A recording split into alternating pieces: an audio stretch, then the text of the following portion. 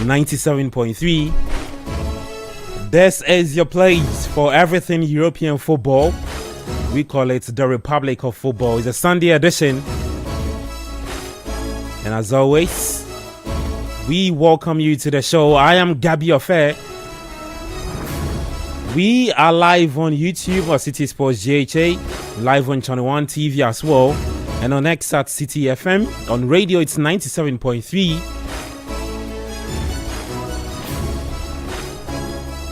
You can also text into the show 0549 96 996, 0549 96 996. Later, we'll activate the phone lines and you can call us on 0539 96 996. Yeah. Last week I had a caller telling me that when I'm mentioning the phone numbers I should take my time. So yeah. 0549 986 996. Yeah, I'm taking my time. Well, that's Bernardo Bakewater's voice. I've got Sedina Medmon in studio as well. And Kobna Mafo. Yesterday we were at the City Business Olympics, the 2025 edition. GCB again, retaining the title. Yeah, it was super good. Well, 2 games today. At the Villa Park, Aston Villa have taken the lead against Fulham.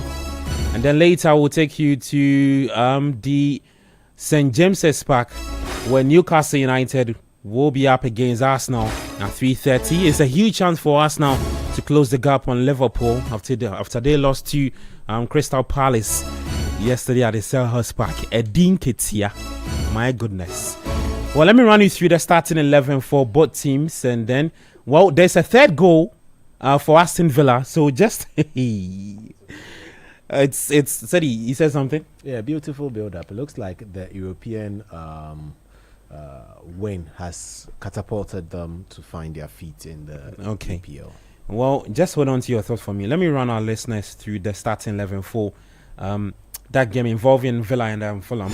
Well, for Aston Villa, it's a 4-2-3-1 formation, same as Fulham, lining up in a 4-2-3-1. Villa starts with Emi Martinez in post. There's a back four of Lucas Digne, Tyrone Mings, Ezri Konsa, Marty Cash.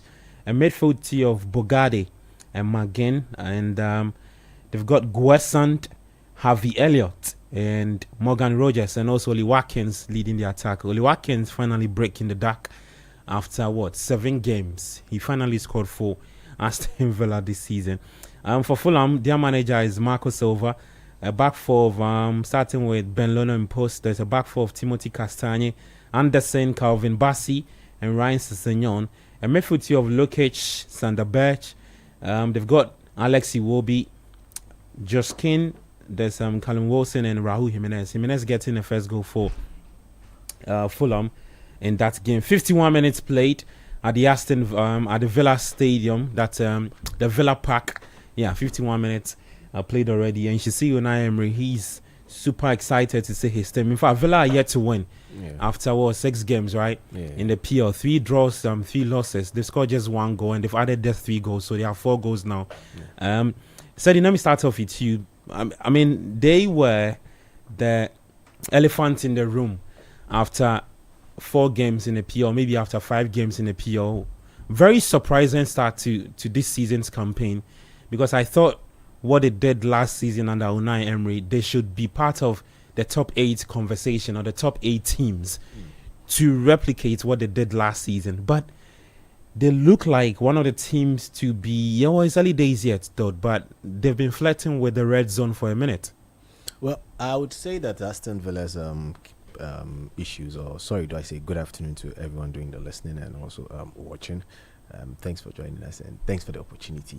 Why are you thanking people like that? Oh, no, but you see, you've got to thank people. But okay, all right. Back to the Villa conversation. I feel most of Villa's woes have been okay. Now that's supposed to have been a 3-2, but okay, now he's also injured. That's going to be fantastic. Is that only Watkins?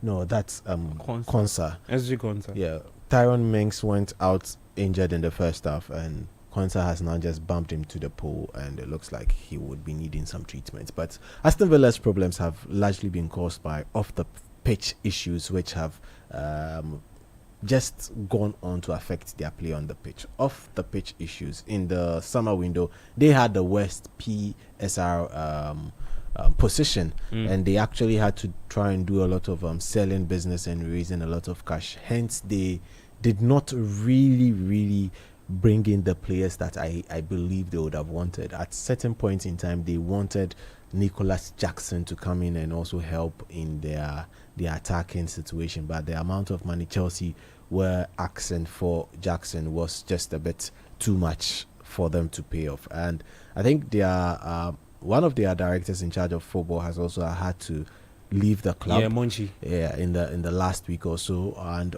that's all happened because of the lack of quote and unquote Transfer activity. Yeah, and money, basically money in the system to try and help the team step up from where they were last season. For a team that had made it into Europe to go 4 games without scoring a goal, whilst having one of the best strikers last season. For the past 2 seasons, when you talk about top 5 scorers in the EPL, he has always been in and around that conversation. But to go first 5 games without scoring a goal, he actually went 6 games. He missed the penalty midweek when Aston Villa took to the pitch, and for him to go ahead and finally score today shows how they have labored as a team. But I feel that they would definitely come good.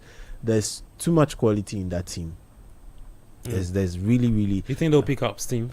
Certainly they'll pick up steam, because there are other teams in the EPL that in as much as trying to fine-tune their way, others are literally blowing cold, others are blowing hot and cold, others are just going with the flow. So I feel for Villa, they'll be able to pick up the pieces and it will get better from here. Now they get to win at home 3-1. This will mean that this will be the second game in a week that they are winning at home. So beginning that kind of run again. We've seen them go as much as about 17 to 18 games unbeaten in an EPL season at home, like over a couple of seasons, 2 seasons or so at home, before one team that is also deceiving itself, I know we'll talk about them, Chelsea, went there and then tried to cause havoc there and actually broke that duck. But for Aston Villa, they are now beginning to build something wonderful, and 2 games is quite a small number to draw that conclusion, but it's a start for them. At least they were not scoring goals. Last week they scored in the EPL. They went on into the Europa League. They won against Bologna. Now they come back and then they continue scoring and are possibly, it's far off, but we'll see what happens in this game. They could actually get their first 3 points of the season. Well, so the floodgates are open at the Villa Park, 3-1 to the good. You heard Sedina Edmond, one of my guests for today's conversation. I've got Bernard in studio with me, and also the Kobna Marfo. I'm looking all fly. I like the way you went there. Yeah, I wanted to say something, but I had to hold on. The burger. Charlie, guy dress. This one is guys, come to YouTube and can see Kobna Marfo. Thank you. Charlie. You see, when your team is losing, Daniel sincerely laugh. No, when your team continues to lose, your team is not seeing the future. You were guys just guys come and see Kobna Marfo on YouTube, okay? Yeah. When your team is losing, because I'm watching him here on YouTube, he's looking different. He's looking flyer. Man, have you seen Kobna I'm humbled. I'm humbled this afternoon. What I'm seeing is special. You didn't go to church. You see the way he's looking nice. Yeah. God understands why we didn't go to church this morning.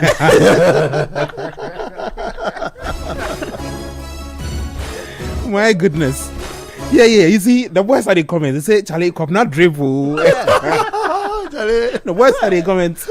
Sweet Kwame.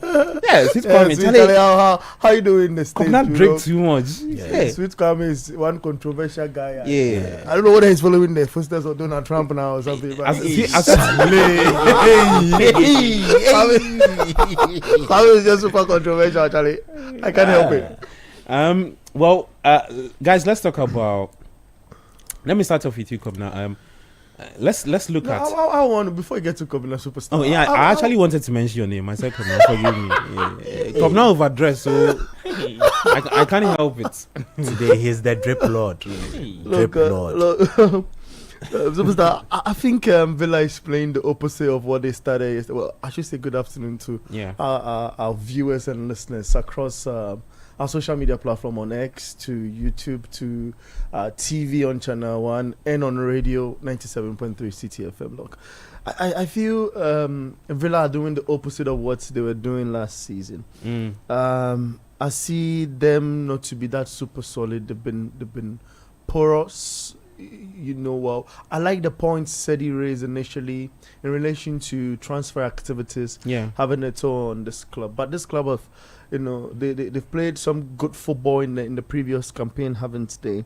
And they've not been quick enough. They lack that bit of pressing that's got them to be one of the sides to look out for in the other campaign. That's what I see them do in this game. They've got an experienced manager in Emery, who in Europe also knows what's up in that space, and I feel this is the kind of squad that would bring the best of football out of him. They played a number of games last season. Shockingly, this season it took them a number of games to decide who they want to be, or the picture they see in the mirror in the 2025 campaign, 2025-26 campaign. Yep. I recall it took them 337 minutes to score their first Premier League goal of the season. Out of not really showing up in the first 4 games that they had engaged themselves in. It's good to see them 3-1 up. It's good to see likes of Rogers and all of that getting themselves in the game. I believe players get tired as per Mike. I was breaking something down. If you check the number of times players train and the number of times they have off the pitch to relax, the number of times they train is a lot more when you compare it to the number of times they play on the pitch of play. Yeah. It would demand a bit of sacrifice, and huge sacrifice. I think that ball should have just been a one drop, like you playing reggae. When the reggae beat, you get just one drop. But that's it. So when the ball was falling, he should have just shot it. It might be his weaker foot, but there's no harm in trying when you are 3-1 up and you get that ball in the clinical area. Like John's goal against Algeria, right? Or even John's goal against USA. Against the USA, brilliant. 2010. Even though he was shoved off a little, he kept his composure and just ballooned the ball, observed where the goalkeeper is. That bit of trickery tells how experienced you are, especially a player playing in the Premier League. And recall, John also showed dominance in the Premier League as well. So, I mean, it's early days here. 61 minutes in the Premier League is not done and dusted. You would have to come in, in full campaign to be able to get the needed results for your club. I wouldn't say Villa are back with the 3-1 up. Fulham is coached by what's the name of the manager? Marco Silva, a fine tactical manager. That's the guy who winded up Manchester United and told Amorim in the face that, look, we knew what you were going to do. We knew your midfield is weak and you're going to use the inverted areas to just keep pushing and pressing. And there's a huge gap in behind. We're going to capitalize in there. And when you want to cover that area, we pass through the midfield with the through balls and make sure we get our result. Villa has experience in the PL, and it is why it is taking them a bit of time to uncover. You watch what Villa are doing. They're playing in key areas, the midfield, around the centre arc, looking for options wide and all, and doing the long balls to locate the guy up front to be able to find the need or try to unlock the defense with his movement. I feel we have a game to go, 62 minutes. I'm not saying Fulham are going to come at it 3-3, but at least I see game ending in 4-2 or 3-2. Okay, well, let's see what happens at the Villa Park. Aston Villa with a 3-goal lead against Fulham.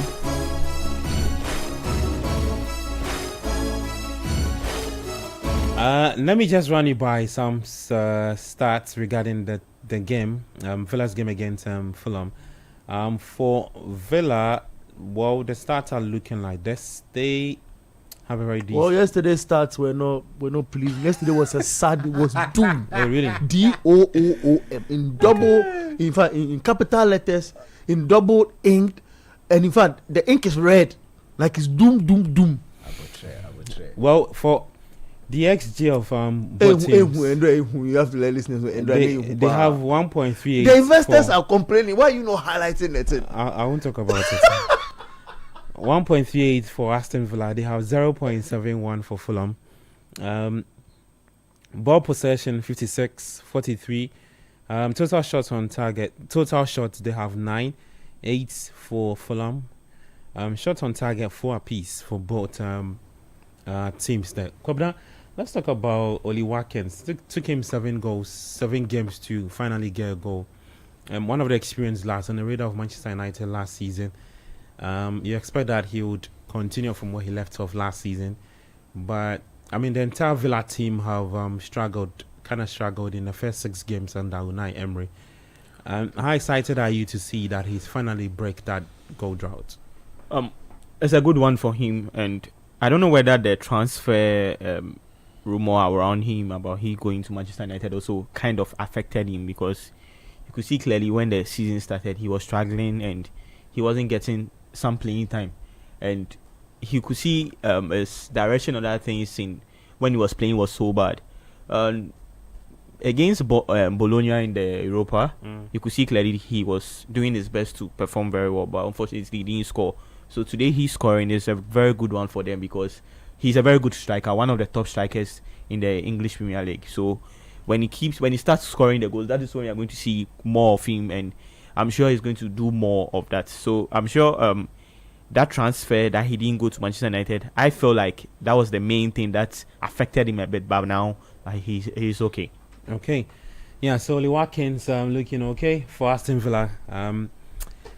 Getting the first goal for Villa in 65 minutes. Well, superstar, a bit on the coach of Fulham, Marco, have done subs in trying to take players I feel can get him pressing and getting goals. He wanted to tweak the setup a little, to try other options, but to take Alex Iwobi off, to take Raul Jimenez off, and young Joshua King off, I feel is huge on this football club.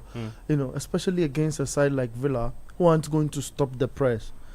Villa have gotten strong lads behind in Matty Cash, Ezri Konza, and Lucas Digne up, in front of the goalkeeper in defense. Have got an experienced goalkeeper who've also come into the transfer fray, and all of that plays experience, a World Cup winning goalkeeper. So it's going to be difficult breaking them. You need these guys, you young of to produce that magic, to grind that result that you so much I need of. I know players don't have their days and all of that, and you look at their numbers as at the time they were subbed, and you can have you have concerns or worries, but there are dead moments in football. There are moments where one can go for you, and you need a huge experience to be able to bring it on. I mean, you compare strengths to footballers, no disrespect, but Raul Jimenez for Adama Traore. Adama Traore has gotten a bit of strength. Adama Traore is played against wing backs who are quick and smart, and he uses his strength to shove them off and whatever. I feel Raul Jimenez would have the flair up front to dispossess the backline I mentioned initially, to create spaces for the Joshua Kings, who will play as the first and to come in. And then he brings on Smith-Rowe for Joshua.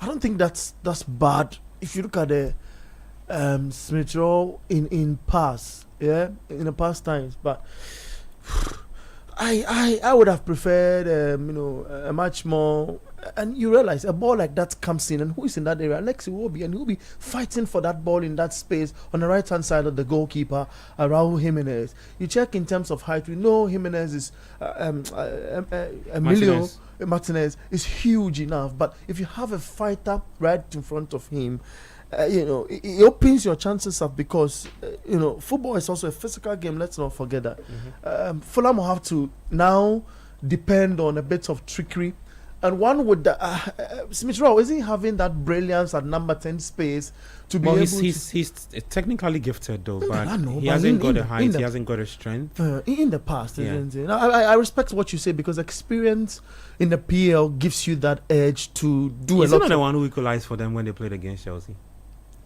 No, when they played against Chelsea? Manchester United, he was very pivotal in helping the Manchester United team. So I think he's. Oh yeah, it was against United. It was against That goal United when he came on from I the wanted to bench say and United, but got the tap on that particular ball. yeah. You watch what's happening now. They are not running deep enough in the half of Villa.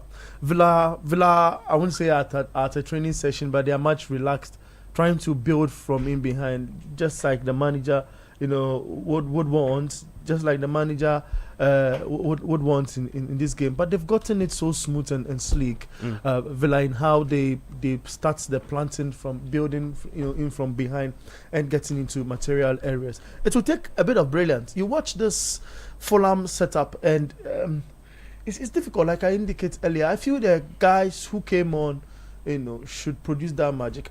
You watch. They have a long work to do. They've got a long road to go. Look at Smith Rowe and his positioning now. Yeah. He receives the ball, he just pushes the ball up front and gets wider, and that's the problem. He should be central, looking for spaces in between, trying to break the 4 and 5. Because they've also made a change in defense, and when mostly you make a change in defense, and it was Tyrone Mings was yanked out, and if you make a change, especially in the 4 and 5 area, a bit of it sort of destabilize your back line a bit. So I feel those are the areas they should be attacking most to find the goals in this competition. 70 minutes, maybe that bit of trickery and brilliance I speak of will come to bear. We might just be enjoying ourselves. All right.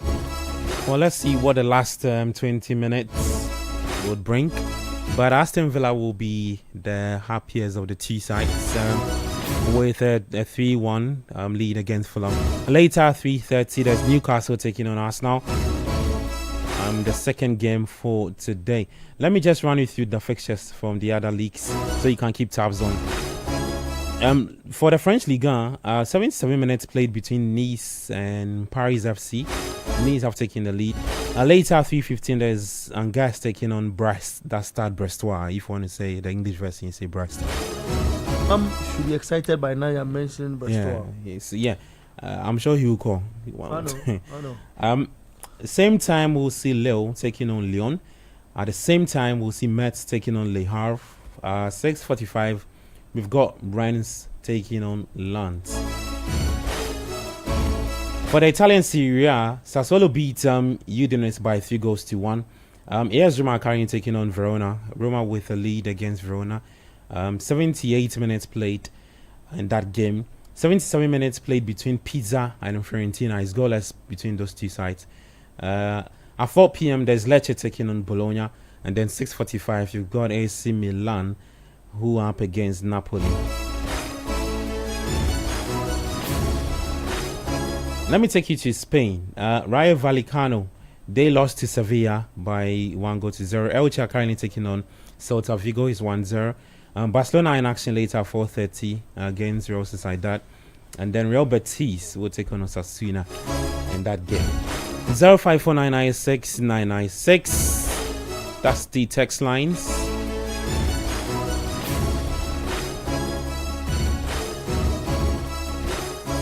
And then later you can call us on 053996 or also call us on 054996 no somewhere around 4:30 p.m. Stenan from Doenia says, we all know City is not dominant again or have the fear factor anymore, so you guys should stop repeating it every time.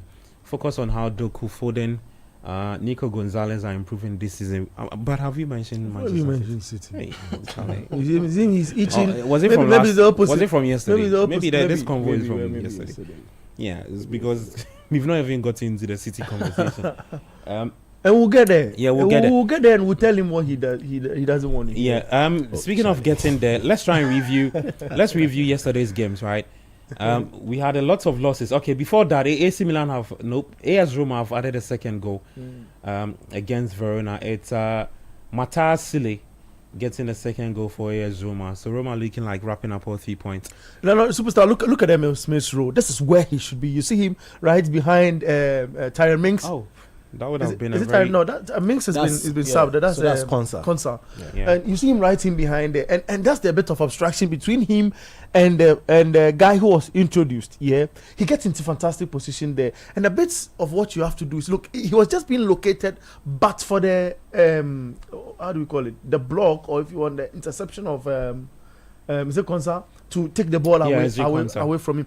They keep on doing that, and it is fetching them their second goal. Try to shift the defense line and also tilted to their right hand side. Then you gain advantage to allow Smith Rowe fall into deeper spaces and observe, a bit of worry for the defense. I do that, and you realize they keep on doing that, but the keeper imposes experience. Yeah. The trick or the move down the right hand side of Villa should be tried again, because I keep on saying Tyron Minks, but Konsa is not going to stay put.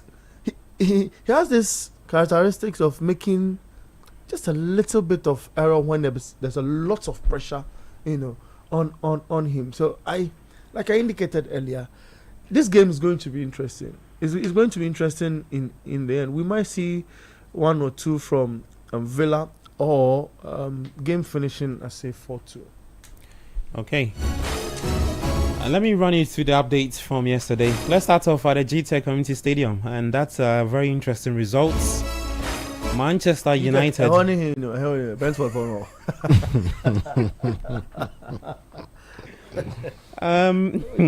United lost, right? To Brentford by 3-1. At Stamford Bridge, Chelsea also lost to Brighton by 3-1. There was a red card. Okay, back-to-back red cards for Chelsea. Crystal Palace show Liverpool shaggy. People are living the club. They beat Liverpool by 2-1. They didn't get here. I said it was doom. Yeah. Deep double O. See, as for yesterday, the people them bet or something. The boys, they are complaining like Leeds played out a 2-0 draw with Bournemouth. Semenyo was on target. Brilliant stuff. Manchester City put 5 past. Myself and you were watching that game. City put 5 past Burnley. Solid. Forest. They lost again to Sunderland. That's why I say we are going to tell him what he did. And then Spurs and Wolves also played out a 1-0 draw in that game. Yeah, so that's it. We'll have that discussion a bit later. Just to run you through the updates, all right? So we'll have that discussion pretty soon. For the Arsenal Newcastle game, the lineups are for both teams are out. I'll try and run you through. Okay, let's start off with that discussion. This is what we'll do. We'll split it. Adam was here yesterday, so he watched that United howler against Brentford. I'll give the Chelsea conversation to Bernard. Bernard won't do United. But you have to allow me to do United small. No. I promise I won't be emotional today. You won't. Adam, just quick thoughts on another loss for Manchester United, right? I think the recent quote from Ruben Amorim was that he doesn't fear the sack. And just before we signed in, I saw another story that the top hierarchy of Manchester United, Ratcliffe, is backing him because they still think that Amorim is the right one and he'll get his whatever implemented in no time. Okay. How does this loss again just puts or stirs up the pressure for Ruben Amorim? You don't have to give me true pass. No true pass. Score all the goal for me. It really depends on how United and the hierarchy wants to look at what they want for the club at this point in time. Yeah. If you ask me, it's not a situation where I can see performances improving game after game. So if results aren't there, there is no reason to worry. I don't think their fans think every game they play, their performances are improving. It kind of seems like the same problems keep reappearing and the same things keep persisting. So I don't really know what Ineos will will want to be keeping Amorim for at this point in time, if you ask me, because Yeah. there are some situations at some clubs where you go, you see results not being the best, but there's a performance pattern that shows that things will improve. I don't know if you get what I'm trying to hammer. I get the at. point you're making. Yeah, but right now the performances are going in one direction, the results are going in the same direction, and there doesn't seem to be any sort of respite for them. So I don't really know what, if they are going to trust them, cool, but I don't think things are going to improve at this rate, if you ask me, like from what I've seen. And yesterday was Brentford are in the team now that should be bothering this Manchester United team, if you ask me. Yeah, like, I think they're also going through their own they are phase going through their own under phase. Keith Yeah, Andrews. they've lost a couple of important players. I don't think the way the game went yesterday should have gone that way, if you ask me. Some of the goals that United conceded yesterday are goals that they shouldn't be conceding. I still don't understand why the young keeper they signed isn't starting games yet. Like, I can understand how they wanted to integrate Šeško, but for the young keeper, I think for keepers, a couple of training sessions, they should be good to go, if you ask me. So there are a lot of questions that need answers at United, and I don't know whether Ineos are going to wait till the season ends for all those questions to be answered, or they'll act on it now. If you ask me, there's another international break coming up. Yeah. They can act on it so that somebody can guess in. I think that's what the next. Yeah. The October, Yeah. the first week of October. Yeah, if So you fair ask to if feed, you ask right? me, if you ask me, they should make their mind up quick.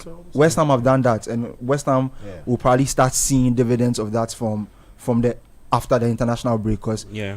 I think Nuno takes over this week. He'll do a couple of training sessions. I think he's done one training session before the game they have tomorrow. So if anything, I'm sure they'll be looking after the international break to try and look at what Nuno's team will look like. Because around that time, you have enough time to have more training sessions with the players, since most people will be playing international football. So I think United should be looking at that, if you ask me. Coach said something yesterday that he feels that Amorim is at the point where he's trying to get himself fired. And I can't. Coach said that. Yeah, Coach said that here yesterday. Oh my! Yeah, I Thank God our shows are recorded. I'm really Thank surprised. God. Oh no, you could go back. He said it, and I'm sure he's listening. You come and read. he even went as far to say for the final goal United conceded, I think Menu gave the ball away. Like it was a super cheap giveaway, and he was saying that he feels that the player too is also not playing, like not playing for the money, Jackson. And they are not things that I would look at and say I can't believe them, because like people are human beings. It gets to a point where It gets to them. it gets to them. Like They'll react based on how you treat them. how you treat them, regardless of the sentiments behind what you want to get across. So like all those things could be happening at the same time at United, and I don't really know what their ownership wants, but if they want the club to pivot from what it is right now, some hard decisions will have to be made. Okay. So what it means for United, I mean, with regard to that loss, they're now winless in their last 8 away league matches, right? The start is not looking good, and they've also made their worst ever start to the Prem. I mean this season's Premier League campaign with just 4 points from their opening 5 rounds. So that's the lowdown on that United bit. Let's move the conversation on. Oh, Manchester United. Yeah. They have 7.2. Okay. No, I mean their opening 5. Okay. Yeah, the start was for their opening. Not like the entire. I'm not taking any points away from Okay, them. okay. I beg you. They don't even have enough, then you take away something. I'm shocked. That is inviting, but I'm controlling. But let's talk. now I'm going to read things I don't have to read. Yeah, let's move on. Let's take talk command of about the convo. Chelsea. But now let's talk about Chelsea. They lost to Brighton by 3-1. Chelsea took the lead through Enzo Fernandez. There was a cross from Reece James, I believe, and then Fernandez just tackled it home. Then there was a red card. Chalobah with a nice haircut attracted a red card. For a second, I thought it was Samson. Hato because he was looking different. Said he wasn't supposed to be.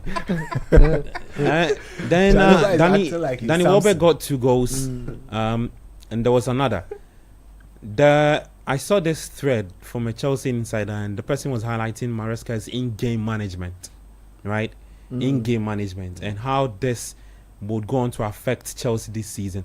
And another thing I saw again was that, I mean, everybody knows that Chelsea are in phase 2 of whatever they are doing under Maresca. I love how you're putting it. But phase 2 looks to have taken a worse turn. Look, I mean, phase 1 was not that too good, but Maresca cannot use the FIFA Club World Cup and the Conference League titles to say that, yeah, if the ship is sinking and I'm not really salvaging anything, he has to stay extra.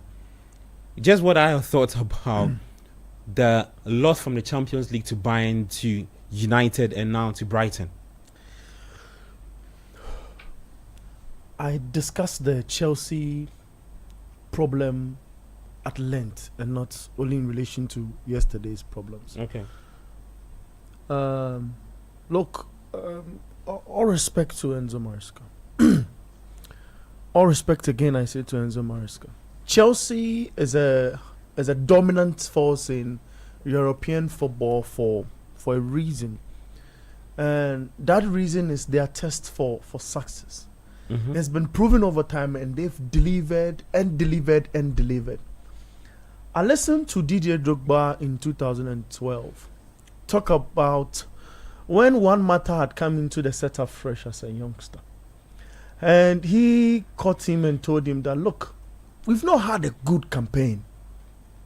I've stayed at Chelsea for over 5 seasons, 8 at that time, to altogether.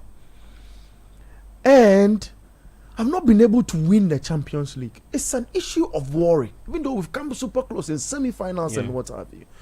Getting close to finals and what have you against United. We've not fetched the most important trophy for this football club. And he told Juan that, Juan, you are the guy to help us make that happen. And Juan was like, this guy, you acting stupid. You have been at the club for 8 years. I'm just coming in as a youngster. How then does the burden lies on me as a youngster to help this this great football club to win the most important trophy in its history? Then he told him that, look, if I'm able to do it with the likes of John Terry, the Lamparts and co, for 8 years, we would have done it. Then he says, the young Mata goes back and say, I think we can do it. Champ, you need to believe. Fast forward, history was made. Rico, down there in that right hand side of Chelsea, at the left hand side of Manuel Neuer in the corner arc, on the corner arc, was Juan Mata kicking that corner with some few minutes to end that game. Yeah. And he brought glory. And it was the same guys who had communicated earlier in Drogba and Mata. And the ball came from Mata's feet onto Drogba's head, moving away from goal from the 6-yard box and curling that ball. Naturally, a curler should be done with the foot. But Didier Drogba found a way to do a banana with the head. Ball curling in beating Manuel Neuer into the goalpost. What am I talking about digging into history? What I'm saying is that the force this club, has created over the years still haunts them. And it has churned into fatigue. Fatigue happens when you have had a lot of time. 3 players who've been injured for Chelsea this campaign, who I feel like super instrumental. Levi Colwill, Moises Caicedo, Cole Palmer. Played over 4,000 minutes last season. Combination of the Conference League and placing fourth in the PL and other competitions, all inclusive. Yeah.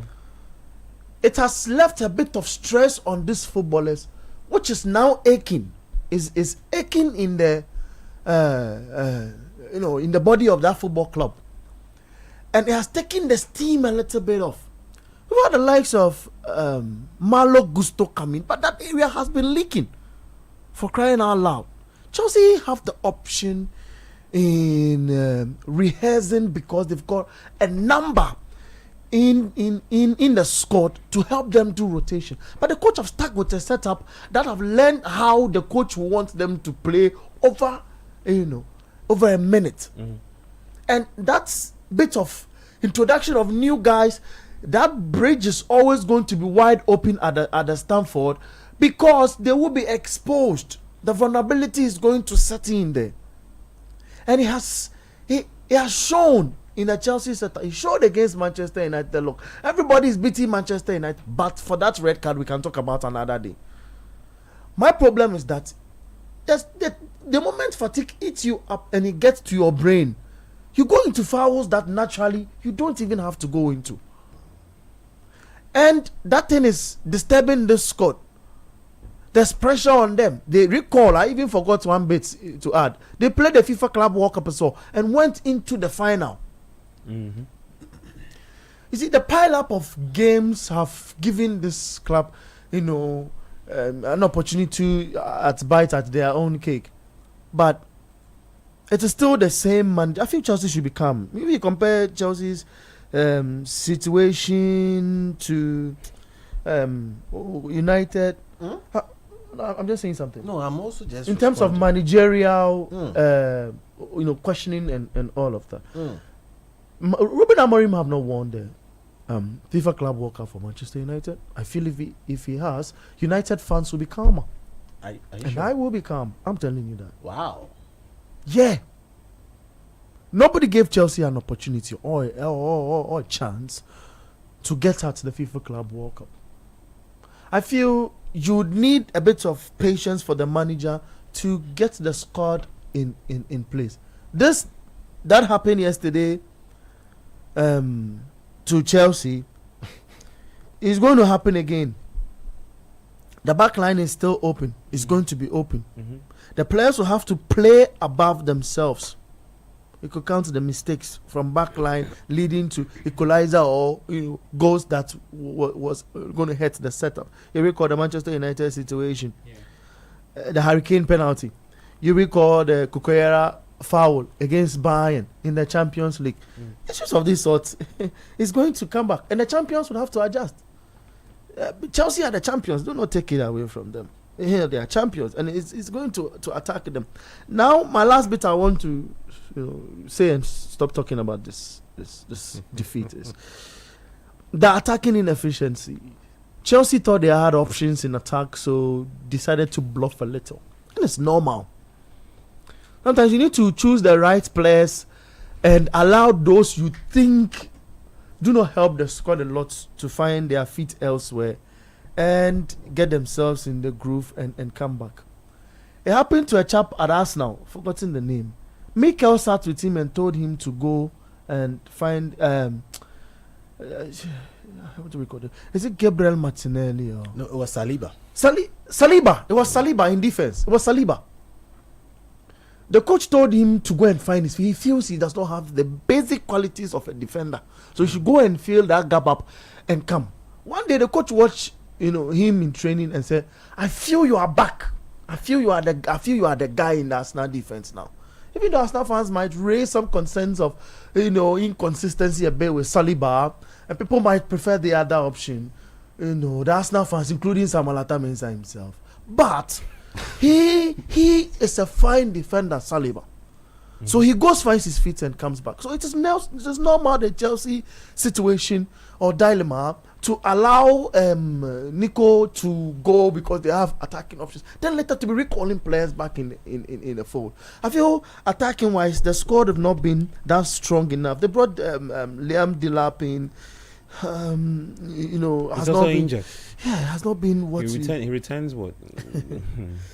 That's the Missing a problem. large chunk of the games for Chelsea. That's the this time. problem. That's the problem. Next international breaks. Yeah. And Jimmy Gittins, the Chelsea fans don't want to hear that guy's name. Do you know what I've realized with some of the recent signings, right? Gittins, Garnacho, and maybe Hato. That maybe I should say that some of these signings were not even from Maresca. Oh, Yeah. you 'Cause feel the Americans? it looks like he clearly does not even Understand? fancy Okay. the use of Garnacho. Or maybe getting So new face settling, right? look, think- there's this conversation that at Chelsea, and I think said he would know more about it. That a lot of these signings that have come in the last couple of years, right, are not really for footballing reasons. Yeah, Yeah. They are for marketing reasons. That's true. They come to the club, they have about 50 cups, maybe PL, Carabao Cup, European, something. They have a few of goals to their cups, and then they just put them on a transfer list. yeah. So Hato comes in for maybe £80 million. He's been sold to a Sevilla for maybe 50 million pounds. Chelsea pocket about A lot. 30 something. Look, because look, Charlie, look, superstar. It's what Chelsea's been doing in the past, but had a master plan. The America sits down. I don't think he's stupid. You know, in all respects and glory. I feel he sits down, observes Chelsea from afar. no, but in the past, right? And this is not to cut. In the past, I don't think Chelsea were doing that. In the past, they were bringing in players for results. I'll explain why I think they were doing Cooked that. players.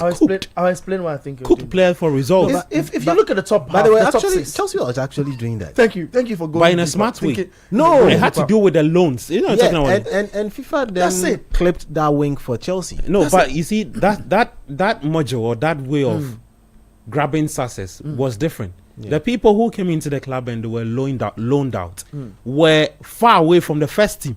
That's why a player like Kevin De Bruyne it's what I'm would saying. come in and was competing with maybe Oscar Look. because he was not going to work in Jose's team. I agree. Yeah. I agree. In those spaces, you juxtapose that with the number Chelsea had before the onset of last season. Over 50 players weren't they? Yeah. But yeah, the coach would have to sieve. I think Okay. for the American investors, they went too far. Yeah, but now, so you just wrap up on that convo Yeah. for me. So in summary, is that to say that Chelsea should I expect mean, more of this? if you check the top 5 this XG, result? the top 5 XG for the top 6 teams, Chelsea are in the space of being part of that chain, but have not been clinical enough upfront because of the inconsistencies we. Why you said this, man? Oh, no. You're surprised I'm analyzing. Oh, just like that. no, not at all. You see, Abeku is bringing in certain factors that I hope you give me the opportunity to actually combine Man U and Chelsea because their fans will love me this afternoon. You won't get an opportunity because you are doing Crystal Palace Liverpool. See. So start thinking about your top. See, in London, yeah, I think Chelsea fans should give the coach a bit of Hey, cut him time? a bit of slack. Yeah. No. Oh, You see, oh, Abe, They should cut him a bit of slack. Abi. On what? On what, bro? No. Hold on. I've taken time. No, when I started, when I started my The argument, Chelsea when insider I has started- kept quiet, but the slack bit he can't just no. In a way, I Oh, you agree. agree? I agree with him because That we Maresca should we are cut. being too harsh on Maresca right now. Hey, we are being too harsh on him because fine, maybe you wanted him to get some results for you, but when last did you see? Apart from Maresca, we saw the likes of Porter. We saw Pochettino. What did they do at Chelsea? No, look, when we want to talk about their scorecard, right? We can't take that away from Maresca. So this We is can't. I'm even sure when it comes to his win rate percentage. So we've just played 6 games. he's even got more than Porter, right? Or Potter is roaming with Amorim. Okay. Chairman. guys, just hold on. Let's get back to the Villa Park and update our viewers. It's full time, right? What? 3-1. Yeah. Villa taking 3 points. So their first 3 points after 7 games, and after 7 games also, Oli Watkins getting his first goal. Unai Emery looks like a very happy man. So Watkins, Magen, and Emiliano Buendia. Jimenez getting the first goal for Fulham as early as the 3rd minute, but they were unable to hold on to that lead. And then Villa came in and equalized. So what it means for Aston Villa is that they've moved from initially they were occupying 19th position, so they've swapped with I believe West Ham United or Solid. yeah. So Aston Villa are now 16th on the table. Their first win of the season, guys. I think we've said a lot about them. a lot about them. But I mean, let's see if they can actually build on this performance heading into. But that Magin goal was really sweet. And look at the areas. It's the areas. Sorry, I have to always come in, but look, it's the areas we speak about in this game. Around the D, the number 10 space. But he was doing this last season a lot for. I think last season he was one of Villa's standout performance. But I call him the comeback king because most of last season he started off the bench. Yeah, and he was always giving Villa the goodies when he came off the bench. Yeah, so that's a good win for Aston Villa. Their fans should be super excited. But now let's wrap up. I think we're finishing off with a Chelsea conversation. For Chelsea, let's be patient with Menzo Maresca. Yo. I mean that was. I agree that because was a wrap-up. he We'll be said- here. We'll be here and please come and wait, talk about it. He said he wanted a centre back. Did you get it for him? No, They you brought see, in when Hato. when Is Hato not a when, centre when back? a coach, he's when a a left coach, back. you see, Hato? Yeah, Okay. so Hato can play left back, he can play left centre back. but he's best playing as a left back. If we are coming to talk about But players he's played- to play he's best played in- positions, Gabi, just quick one. If we are coming to talk about players to play best positions in Chelsea, then Maresca has no case at all to even request for a centre back. Let me break it down. Look, you don't go, you don't say you want you want a centre back, and there are players that you will, again will come and sit at a presser and say you want players who can play in multitude of positions. Do you know how Maresca sees Andre Santos? He sees Santos as A creative midfielder. like it's Oh, I thought I was the one who just saw he it. said it. He said it. That, What?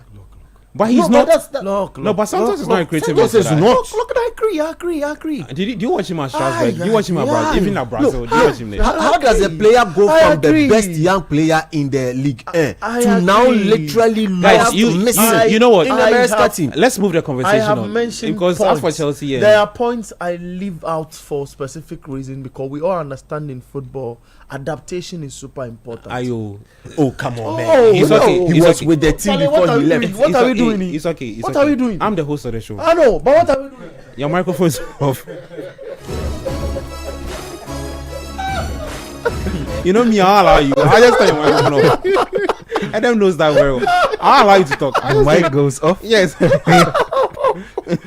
I agree. We'll find. As for see, Agree. it's just what I know it's match day it's 5. difficult. Me, I just feel. See, I we'll just, be here again. I oh. just feel is We'll be here. I know. is the kind of club Chelsea have become Yeah. across the time. That's the point I'm making. They've been amassing what they've been amassing. Chelsea have won. Chelsea are probably the English club with the most trophies in the last 25 years. They if I'm don't not want to mistaken. hear that part. And, But and last season he just won you a club World Cup and conference league. Exactly. And you just played 6 games. So what again do you want to do? exactly the point. So That's nobody- what no, Chelsea you want fans to need do. to The understand. point- What take Chelsea your time fans coming. need to understand is that they sack Carlo Ancelotti after winning them the double. He won a So double, if- though. okay, he won the double Don't go into and that they argument. sacked him. Don't go into that argument. No, Which won a coach? double. Which coach at Chelsea? Huh? One. I mean, what? And Chelsea took a decision To let him stay. To let him stay. That's the point. The guy who Well, won Chelsea. there's a the rich guy- history to that, The though. guy who won Chelsea Matteo. after Di Andres Matteo. Villas-Boas. Yeah, Di Matteo. The He was sacked the Champions following League season. in mid-season. Yeah, Antonio Conte won the league. And Antonio was Conte sacked. won the league with a 3-back at Chelsea. He was The sacked. guys were not satisfied. They sacked him. Yeah. I'm saying that module of football is gone. Okay. Listen, You do what listen. brings you success. You don't Listen. go and win a Mickey Oh, Mouse trophy listen, and listen. think you have bought So yourself club World time. Cup is a Mickey Mouse You see, trophy It's a now. Mickey Mouse trophy that has a key. You see the arrogance of Chelsea fans. You see that. Again, your microphones are off. Again, I am the host. Again, and I am the host. No, but your microphone is off. No, but I have to let you know that your microphone is off. Yeah. Yeah, so I'm Gabi Ofe. It's the Republic of Football. Yes, the host of the show. Yeah, they can't allow me to do what I am not. It's not on my script. Let's talk about Liverpool. large and in Yes, charge. let's Large and in charge. Let's talk about Liverpool now. Yesterday they tested their first defeat at the Selhurst Park. Said that convoy is for you. Yeah. Edin Ketia, he scored 90 plus 6 or 7. Yeah, 90 Yeah. plus 6. Wow, Yeah, it was plus 6. plus 6. Yeah, plus 6. Charlie. I just want to say something before Steady starts. Real quick. That game should have been dead in the first half. Yeah. You mean Liverpool should have Palace wrapped up? should Or have, Palace? should have Palace should wrapped have it up wrapped it and put up. a ribbon Yeah. on it in the first half. With Oh, a they had a ribbon lot and of chances, Oh, eh? it was a Oh no, flurry of but chances. Alisson Becker did so well. Alisson was great, but there were some of the Alisson chances I was felt great. Mateta didn't do well. Some of them he could have squared the Okay. ball. Some of them he could have taken a shot earlier. Like that game should have been done and dusted in the first half. I they, see. They just made it more stressful for them in the end. I'm But super happy they got the points. Yeah, but guys, have you realized Palace are becoming that team for Liverpool? Yeah, the boogie team. Yeah, Palace. So they always have this antidote for Liverpool and Manchester City. Yeah. Palace. Oliver Glasner. Yes. Yeah. Even before Glasner came, I can tell you I think in 2 seasons that Palace have gone to their Etihad. There's one screamer from Townsend. Andrews Townsend. They won again a similar scoreline 2-1, and it's always 2-1, 1-0, 2-1, those funny scorelines. Yeah. But Sadi, I mean, did you see this coming for Liverpool? Unfortunately, yes. Mm. It's been coming. You see, yesterday, if you watched the game and for the final goal, Yeah. Nketiah's goal, there was some controversy trying to rule the line and find out Yeah. if he was offside. Guess who the final player for Liverpool was? Whose heel was onside that kept Nketiah's goal? Frimpong? No. Who? Gravenberch. Gravenberch, okay. Oh, yeah. That was how they were running rampant fire through the middle of the park. They ran through the middle, distributed out wide, and then the ball comes back. So what was the blame on the part of Slot saying that he... For Slot, you will leave Slot for now. Because Slot's there, right? You know the No. way to do No. then he going to rip you apart. No, now we'll leave. He shouldn't worry. We like how he's throwing his Because players now under the bus. he's done it to Kekes.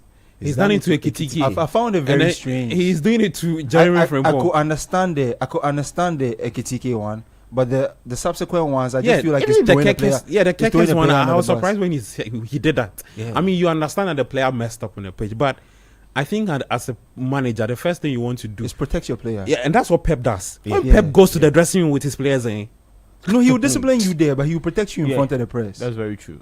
But I'm just liking what he's doing to his players. Because, you see, the English public is unforgiving. Sadie, hold on. I think we have to hear from. Just want to take quick thoughts from Buendia, Okay. who is speaking for Aston Villa. He was part of the goal scorers. Very good. Obviously, coming on from the bench or in the halftime, I try to help the team as fast as possible, and hopefully today, gratefully today, we could help. Yeah, and having All right, so that's Aston Villa's Emiliano Buendia speaking there. Sadie, you get back to that conversation Yeah. on there. Just where I ended, the Schlott should continue what he's doing, throwing people under the bus, doing all this. The English public is unforgiving. Mm-hmm. Liverpool faithfuls are also patient but unforgiving. You can't be throwing the players that they love under the bus, and when your time comes, for which slot at this rate it will come, and very soon, anyone would even say something for him. Sorry. Liverpool have had this knack where in recent times they have been, in as much as players have to be great to be part of a team, they've been relying a lot on individuality to get them out of tight spaces. Okay. Hence, we've been seeing late goals where there's a constant onslaught on a team to try and get a result at the very depth of a game. Yesterday, there were a lot of interesting calls in that game as well. Like hand of God, goals, things, and stuff. Very, very soon again for Liverpool, Salah would come into focus. Okay. Speaking of our next game, right? It's between Newcastle United and Arsenal. Sadie, sorry for cutting you, right? Oh, no problem. Let's take a listen to Arsenal boss Eddie Howe. So just looking at your team, it feels like you could line up a couple of different ways with a 4 with Burn at left back or a 3 at the back. But is almost the variety and the flexibility to keep, obviously, us, but more importantly, Arsenal guessing, is that sort of the point? No, you don't do it to keep people guessing. That's irrelevant. It's how we perform on the pitch. So, yeah, there's a few different ways we can go. Even in running, there's a few different things we can do to change our shape if we need to. But we have, I think, a strong team. We're looking forward to seeing that team gel together. There's some changes from our last game, but I do think it's a strong squad. So if you don't need to keep people guessing, would you like to tell us, is it a 3 at the back or a 4 at the back? No, you'll find out within no time. So against Arsenal, has that variety you have, has that underpinned, do you think, a lot of your success? Not just the formation, but the fact you've pressed them at times, the fact it's been a low block at other times? I think that we have all of those ways of playing in our armoury, and I think it's important that you do adapt depending on the circumstance of the game, depending what you want at that time. So no, we consider ourselves loads of different ways that we can defend, and there's loads of different ways we can attack. So we'll pick one of them today, and hopefully we do well. Well, Mikel, as ever, plenty to discuss with your team. Looks like Eza in one of those central positions. What is it about his adaptation or this opponent that made you think, okay, yeah, today's the day? Well, very happy with what he's doing. First of all, he's in the right to start the game like many others, and he's going to have another chance today. Talking of earning the right, Mosquera for Saliba. Mosquera's obviously made a fantastic start to his Arsenal career. Is this something we're going to have to get used to a bit more with Arsenal this season? Guys who felt like they might be nailed on in previous seasons. Now it's a bit more competitive. Yeah, depending on the circumstance as well. Willie comes from an ankle injury that is still trying to resolve, and he's played twice in 6 days, and we have another 2 games coming up in the next 5 days or 6 days. So we have to manage the squad, and that's why we need players that we can trust and rely on. How ready is Martin Odegaard to help? Yeah, well, he's very keen. Obviously, he's trained the last 2 days, and he's desperate to get in that pitch. So you've talked about the beautiful atmosphere you face here. It's obviously a place where you've had your struggles, but do you see it as an opportunity to do the best teams relish this kind of occasion? I think so. I think these stadiums and these moments makes your team, and those scars and those difficulties and those challenges at the end, I think they make you a better team, and hopefully that's what we are today, and we're going to show it. All right, apologies on the initial submission I said. So it was Arsenal boss you heard lastly, that's Mikel Arteta. Initially was Eddie Howe for Newcastle United. Let me run you through the starting 11 for both teams. So for Newcastle United, it's a 4-3-3-1. Eddie Howe is going pretty defensive, if you want to put it. They start with Nick Pope in post. There's a back four of Livramento, Tia Botman and Ben. A midfield three of Bruno Guimaraes, Sandro Tonali and Joelinton. I call them the triplet in Newcastle's midfield. A front three of Jacob Murphy, Voltimada and also Anthony Gordon. For Mikel Arteta, same formation, 4-3-3. David Raya starting, Timber Mosquera, Gabriel Magalhaes and Calafiori. Breche Eze will be operating more like a 10 today. Zubimendi, there's Rice, there's Bukayo Saka, Victor Gyökeres and Leandro Trossard. Last time out, a lot of people were not too happy with the kind of starting 11 Mikel Arteta puts up against Manchester City. This one against Newcastle United, it looks pretty attacking one on the part of Mikel Arteta. Let me start off with you, Kobna. Are you impressed with the starting 11 Arteta has put up? There's a huge chance for him to break that 5 points, make it 3 because of Liverpool's loss against. Make it 2. Yeah, sorry, because of Liverpool's loss against Palace yesterday. It's not a bad lineup from Arteta, especially Eze playing as a number 10 in this game. Should show you clearly that Odegaard is still not very fit, and Eze playing as a number 10 is very good for them. Trossard also starting today is a good one for them, and I now see Martinelli as a player that is like a super sub. Now they have to Eze has taken his okay, so that's Trossard starting today. Yes, so it's good. Like they are making him as a super sub so that later in the game you will be able to observe the game very well and come in and play so well. So that's good from them. One player that is playing so well for Arsenal right now is Mosquera. The partnership of him and Gabriel, they are doing so well. So Saliba is benched today. Yes, because Mosquera is playing so well lately for Arsenal. So I'm sure Arteta wants to just keep on to just continue to play him. So it's very good for Arsenal. But I just feel like they just need to. This is a grounds that St. James's Park is one place that they really struggle a lot when they play against Newcastle. I remember last season they lost by 1-0, a goal scored by Alexander Isak. Mm-hmm. Yeah, I remember that goal very well. And this ground is one place that they really have to struggle. They have to put in their best before they even be able to get a point or sometimes even the maximum 3 points. As for Newcastle, there's no happy hunting ground for most of the big teams. Yeah. So it's a big game that they have to really be careful.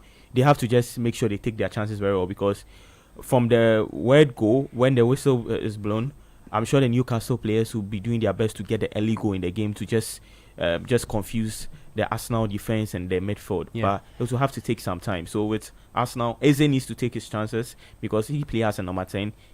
Has to create some good chances and make sure he'll be able to give accurate chance and passes to Gyökeres to at least score goals. But one thing about Gyökeres this season is we've not seen him scoring any away goal yet. So this is a big one that he has to do his best against Newcastle.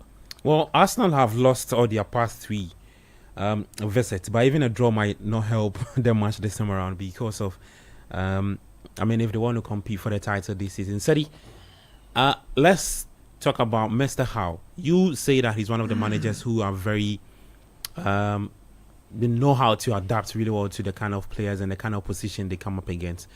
The lineup today looks pretty defensive. It looks like a team that will be hitting maybe Arsenal on the break.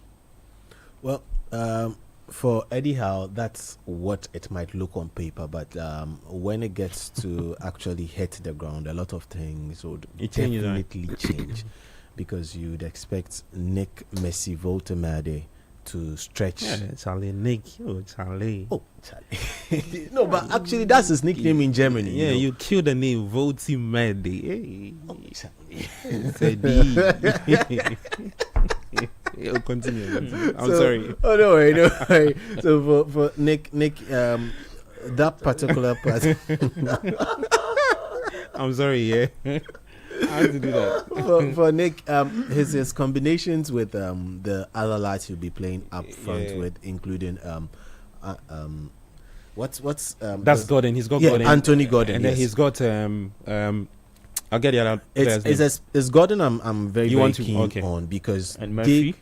Murphy, but for Gordon is the person I'm keen on, because Murphy is more like the creator, the provider of a lot of goals. So he would provide. Sometimes operating as like that 10. Super. Dropping into maybe can do more, join like a diamond in a midfield. So where you have Gumaresh, Murphy, triplet. Yes, and then so the triplet and Murphy operating up behind Voltemade. But this time it will not only be behind Voltemade, but be behind. Oh, okay. Why do I keep saying Joshua? Gordon and then Voltemade. So he will be playing in that hole, and now it becomes an onus on Arsenal to try and keep Murphy at bay. That's a good point. Keeping Murphy at bay in this game is key for Arsenal. Arsenal should not focus on the triplets in the midfield of Newcastle, because they are going to be extra combative. They are going to make you feel their presence. The contact will be there. They live for it. That is what they thrive on. The contact is going to be there. But for how he's going to really be very fluid going forward. Yeah. They are really going to stretch Arsenal. So if Arsenal is going to be having a lot of the ball, they'll be seeing a lot of the ball. And if they are seeing a lot of the ball, they need to find a way to break that Newcastle midfield. If you can't break the Newcastle midfield, you can create passing channels around the triplets. Create a passing channel around the triplets. Now, creating a passing channel around the triplets or creating a passing channel around the midfield is not Arsenal style. Arsenal want to try as much as possible, hit you through the middle, go through the channels. But in this game, that is one of the parts of the field that is going to be blocked, because there are a lot of bodies in there. They're going to have to find another way to make it work. Okay. It's going to be a very testing game for both teams. In the EPL, how many goals has Newcastle conceded? That is one question we need to ask. How many goals? They conceded 3 against Liverpool. After Liverpool's game, how many more goals have they conceded in the entirety of the EPL this season? Yeah, they are one of the shrewdest defenses. They don't concede. Very stingy. Exactly. And they are coming up against an Arsenal team that we've seen how they perform in certain games. When they play the likes of Liverpool, we saw what happened. And if anything similar should happen here, it's going to be a very difficult afternoon. Okay. Just to add to Sadi's stat about Newcastle United, in fact, they've won each of their last 3 home games, right, against Arsenal in all competitions without conceding a single goal. Yeah.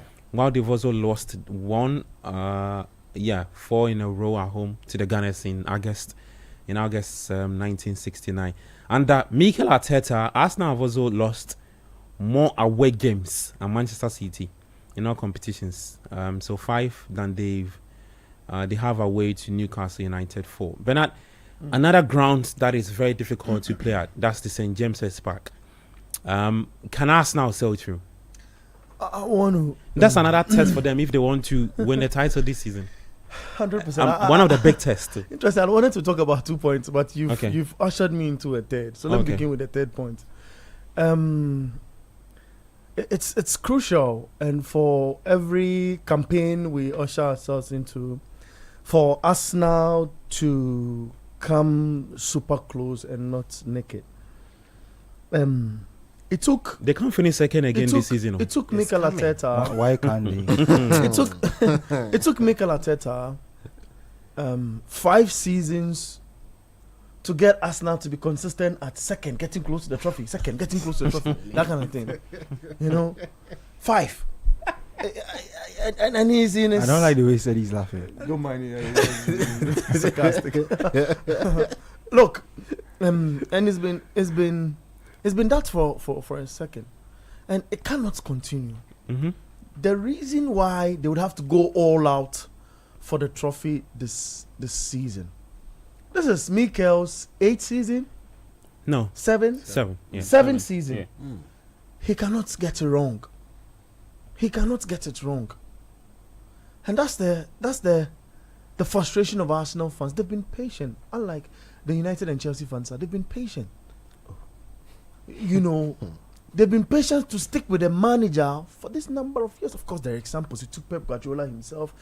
Pep, how many years? I think 5 or 3 years also. No, it is this guy who took Jurgen Klopp. Klopp took longer. about 5 years as well. And for Pep, it took some fewer years when you compare. But he his led them numbers. one title in 9 seasons. As for Klopp, when we decide to discuss him as a failure, Yeah, don't go there, people we will beg come you. at us. Yeah, so There's context to that. yeah, there's context. There's real I'm context. saying So- people, I think discussing him as a failure is a bit. No, yeah. I it's mean, a that bit one we can't. exaggerated. Charlie, No, but for the PL, wouldn't it to do the Chelsea situation? Take United out. No, you see- is a no, but downward even still order. with the Chelsea situation, there's context to You that. see, Liverpool's situation was quite different. So- context? Yeah. There's always a context. There's always context. But What you kind of see, English is when that? they won the COVID Cup, aka EPL COVID trophy, behave we yourself. said they won the trophy It's in okay. 9 years. Let's not digress. It's Now okay. you are saying- Let's not digress. Stay with us now. Thank you. So it took these managers a certain number of years to chalk successes for their clubs. And Mikel Arteta seemed to be Chedodo. Why should be fancy? Why Chedodo? Chechon. I've gotten that in my basket today. Look, and the Arsenal fans are impatient at this moment. There needs to be an approach and a strategy. And I feel they have that this season. And it leads me into my second point in submission. The Gabriel Magalhaes Saliba. Yeah, guys. Magalhaes. Hey, Charlie. You won't take me to where it's Spain. Charlie, this guy. Comparison. And the introduction of the Spain under 21 chap. What was his name? Zubimendi. No, not Zubimendi. In Arsenal's defense. Mosquera. Yeah, Mosquera. Okay. AKA Christian Mosquera. Look, Really good player. fantastic guy. But Arteta, he didn't like defenders. Yeah, Oh, no, but he's taken Calafiori, after Pep. Arteta, when he started building his Arsenal team, the first department he thought about was his defense. He knows the PL is foundation crazy. is The strong. PL, the PL is crazy. You'll be exposed big time. I think, and that was the backup. He watched the under 21 chap and brought him in as a sub to Saliba. Saliba is a player I indicated earlier. He had allowed go of, come back in, and was playing the kind of game he had wanted to play. For Mosquera, what he has is, and in that game against Liverpool once more, we saw that bit of strength and the versatility that he combines. Saliba's, he's aggressive and knows how to make decisions, at the same time. And he seemed to have beaten his marker. They brought him to be a backup, but what he does on the pitch of play gets the Arsenal fans super excited, and they cannot have the patience to wait any longer. But that ankle injury is worrying Saliba. From somewhere in September, he had that thing, really worrying. And, we're in September, right? Yeah. Oh, but I'm saying September like it was last month. The picture I'm trying to paint is, he has been having some injuries. He's been with his ankle. So then there's no need in rushing him into games where you have the Champions League as well in the Yeah. corner to attend to. But it's exciting to see him as a young chap coming in with his versatility, his ability to read the game, on his feet, and to be stabilizing in the PL with a team that is under pressure to win the title. I feel it's going to be instrumental not only in today's game, but to Arsenal's quest you indicated earlier to win the league. Yeah. And venues like this, unlike the likes of Pedro Neto, who've decided to not perform in bigger games. Oh, Charlie. Of course, he's an attacker. You come against a defender. But this defender will show more light, in bigger games also. Because it's not easy to play against Liverpool and go all that one thing in that game and trying to create your presence. And that's what the guy is going to do in this game. And I feel it will help Saliba a bit of rest to also come out. He combined Saliba's play last campaign, and if you want to do it in seconds, that was about 180,000 seconds in the 2 seasons or back that he had played. Some 3,000 minutes to play in the PL. He will be tired. He's a human being first off. It's going to be a brilliant game. Mosquera, a good setup, but I feel the Arsenal fan should be a little calmer for him to get himself into the groove. And this Arsenal team, I indicated earlier last season that, or maybe later parts of the last campaign, that they need a bit of that mental toughness. A ground like this will offer you that opportunity to prove if you are mentally fit and pronounced for 3 points in this game. Okay. Later. Let me read some messages. We'll take a quick break. And then we'll come back and discuss more. Let me get to YouTube first. Sweet Kwame says, okay, so he was responding to Bernard when Bernard asked him if he was doing fine. He says, Bernard, are they fine? Wilson Klopp says, okay, yeah. Okay, Sweet Kwame says Arsenal go lose to like United, Liverpool, and Chelsea. Newcastle are not really playing good at the moment, so Arsenal will beat them, I think. That's Wilson Klopp. Sweet Kwame comes back to say Newcastle go turn up against Liverpool because of Isak. Let me get to the WhatsApp console. Can come from Tema says Chelsea is not a world champion anymore. UDS is. UDS, University for Development Studies. Yeah. Chelsea are not the world champions anymore. UDS are. That's a world university game. That's not like FIFA, something. Area lawyer from Dakuman Kokompe says, good afternoon, guys. Nice show. As for this, my Chelsea coach, I just don't understand him. When he see red card, he started panic. He start panicking. Even wants to run away from his wife. You're not a coach if you can't prepare your team on how to handle a match with 10 men and manage a red card. So annoying. Should give us a break. Hey, already? Okay. Raymond Decoder inside Tema Community 4 says, good afternoon, Republic of Football. Newcastle 1, Arsenal 0, and Barcelona 0, Real Sociedad 1. Okay. Pani Owu from Tema says, when Enzo panics under pressure, everything goes wrong. Bad substitutions is his problem. Why will Enzo take out all his defensive attacking and creative players and rather bring on defenders and midfielders? And that rather creates more pressure on Chelsea team. Maresca needs to sit up and correct his mistakes. He's the problem. He must correct the problem by watching the past games to know what he did wrong so he can rectify the wrongs. For now, he's repeating his mistakes and must sit up. Okay. So, all right, that's it with regard to the text messages. You can also text us on the WhatsApp line 054996 I'm Gabi Ofer. If you're listening to us on radio, we're live on 97.3 on Channel 1 TV. We're there as well. On YouTube, it's City Sports GHA, and on X, it's City FM. We're going for a quick break. When we come back, there's more football talk for you on the Republic of Football on 97.3. I'm Gabi Ofer. We're back with more.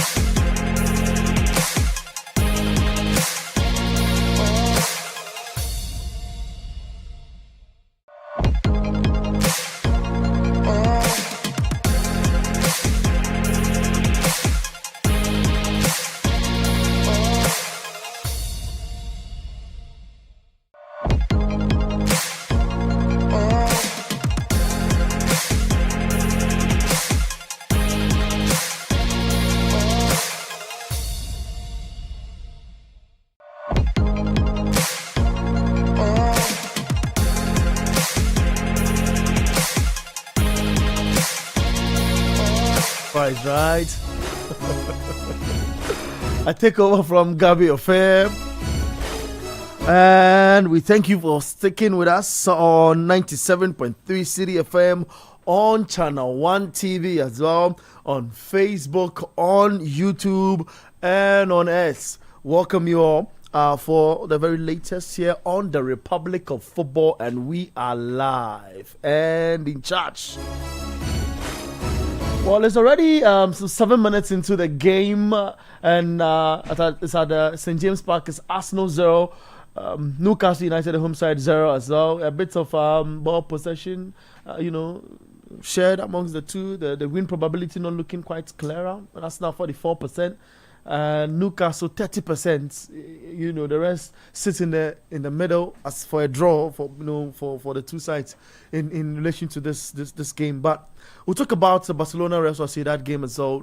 A bit later into the picture. We'll get to open the lines for you to call and tell us what you think. We've discussed a lot of issues: the Liverpool situation, the United, the Chelsea. What have you? Pen all of that down. When we open the lines for a phone in, you come and tell us what you think. 37 minutes of 3 is Arsenal. 8 minutes played so far.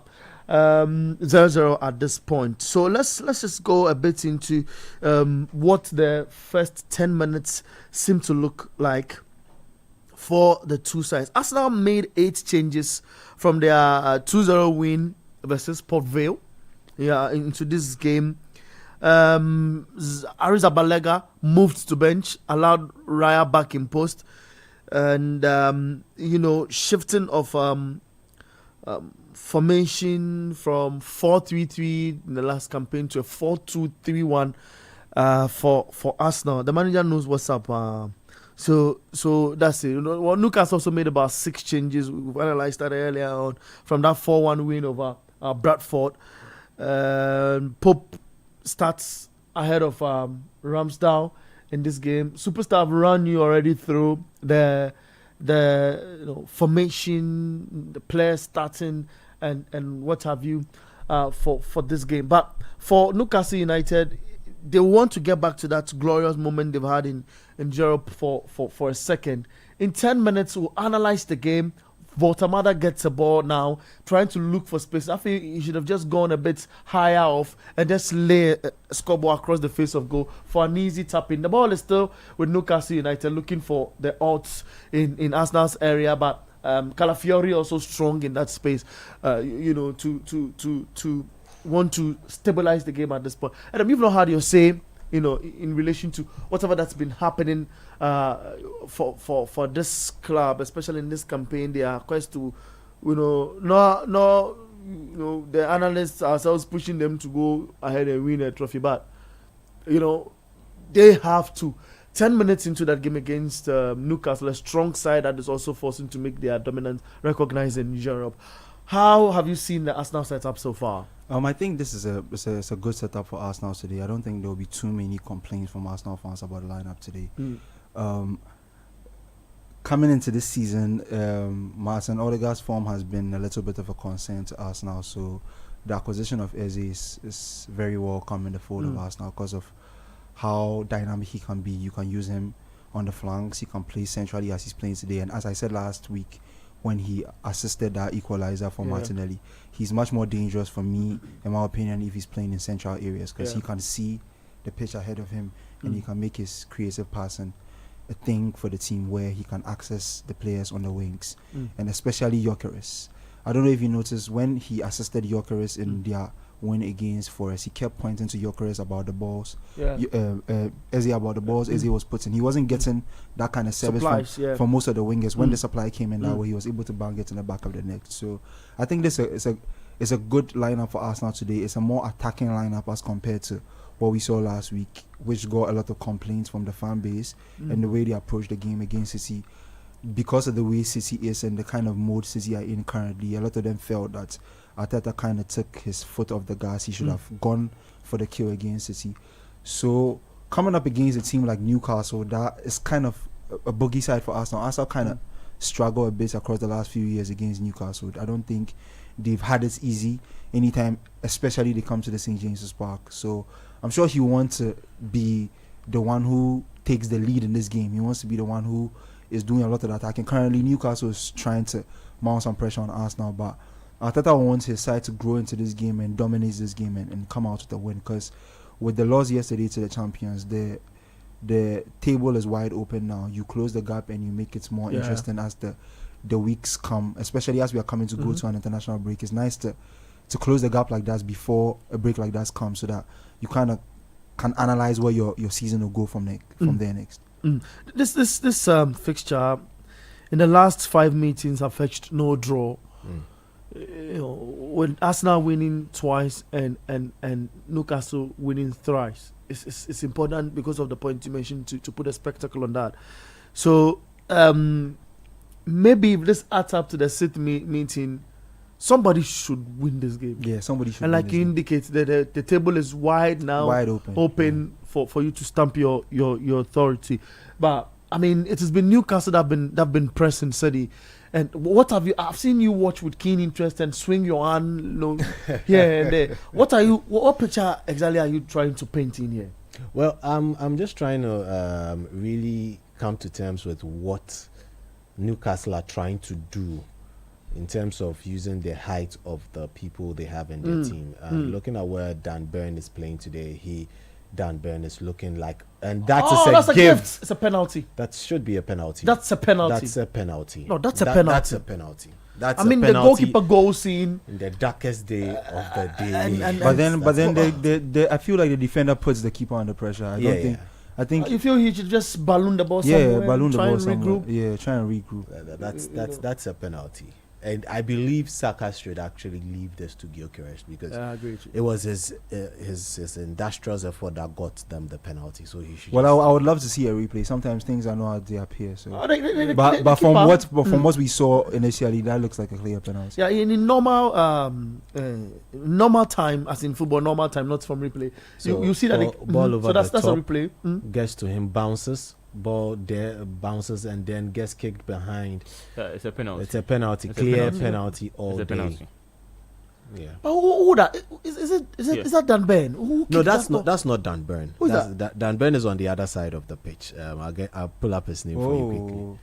That's clear. That's Botsman. That would really be who's that? Who's that kicking the ball back to the goalkeeper? So it's very interesting to see a defender in that part of the pitch do that. Let me quickly get that name for you. So I don't think the penalty is as laid up as it looks. No, but it's. I'm going to check.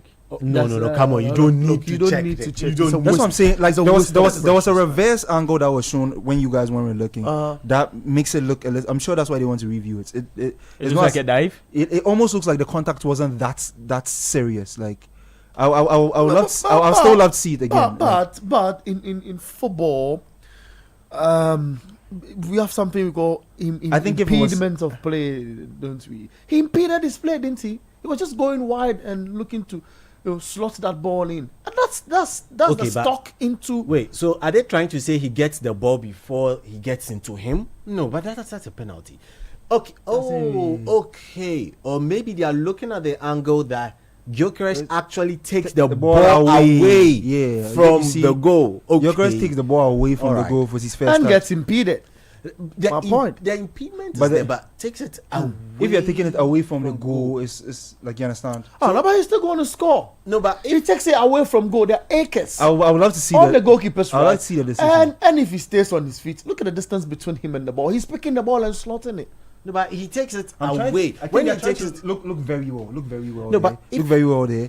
So the right if you really look at it of Pope gets into the ankle of the knee. So the knees are just hitting each other. I think they're trying to see where the contact is from. When I look at it from this angle, I barely see any contact. But some other angles make it look super like the contact was intense. I don't know if you get me. Yeah.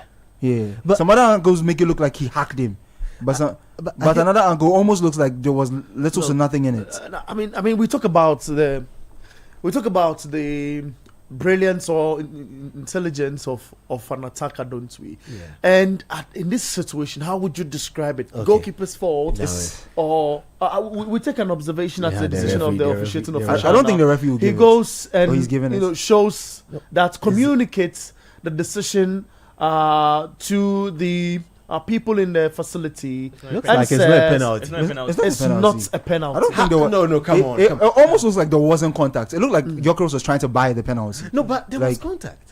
Oh, which they need to come and explain. I really want to see it again and again myself, Like- because sometimes it looks like it, Is it because he was taking the ball away from the goal? But it's still in the penalty area. There was contact, or wasn't there contact? So now it's a dead ball situation. Oh Lord, the EPL is that's literally what Gyökeres said. Oh Lord. the EPL is fantastic. Wow. Governor, what's your take on that? You agree? I don't agree. I feel that's a penalty. I want to see. I also want feel see- it's a penalty I want to because see I feel Nuno's- like I just feel like he touched him. There was a contact. Yeah, there was a contact. Nick Pope touched Gyökeres, Oh, wow. and I feel like he should have been a penalty. You remember last See, year and this what is a- happened? Not to catch you, but last year the goal that was scored by Isaac, Yeah. the full circumference of the ball is believed to have crossed the line before it was crossed back for Isaac to connect into the goalpost. That was the only goal of that match, and that was the controversy of that game. Yeah. And then we get another controversy in that same fixture at the same venue. Wow. I know a club that would be looking for such a luck, and that club's name is Chelsea in terms of red cards and penalties. Look, I don't know why you get. I mean, it's surprising. It's surprising to see incident of the sort and later goes under review, and the referees. Okay. What happened? You watch that again? What No, happened? but maybe There you was see, barely. There wasn't. There was barely. but take it back and let's I'm- look at. I'm No, watching you the guys ball. will have to paint the pictures to listeners out there. No, look at Pope's leg. Pope actually now goes. Look at his leg. Pope kicks the ball as the ball is kicked. Then Yeah, Pope so kicks. Pope gets a little touch on the ball. So I believe the little touch on So the if it's ball not a from penalty, Pope- that should be a corner. No, so he whistled. The ball was hovering on the other It's- side, I- and he whistled. but so I'm it's- watching this in like. See, the referees appointment committee Yeah, are going to apologize after this. the PG. Yeah, the MOL. PGMOL are going to the professional game management something. Look, they are going to apologize. That's the thing that eats this league out. Wow. Because This is for hard. me, there's contact. The attacker takes the ball away from the keeper. He's a striker.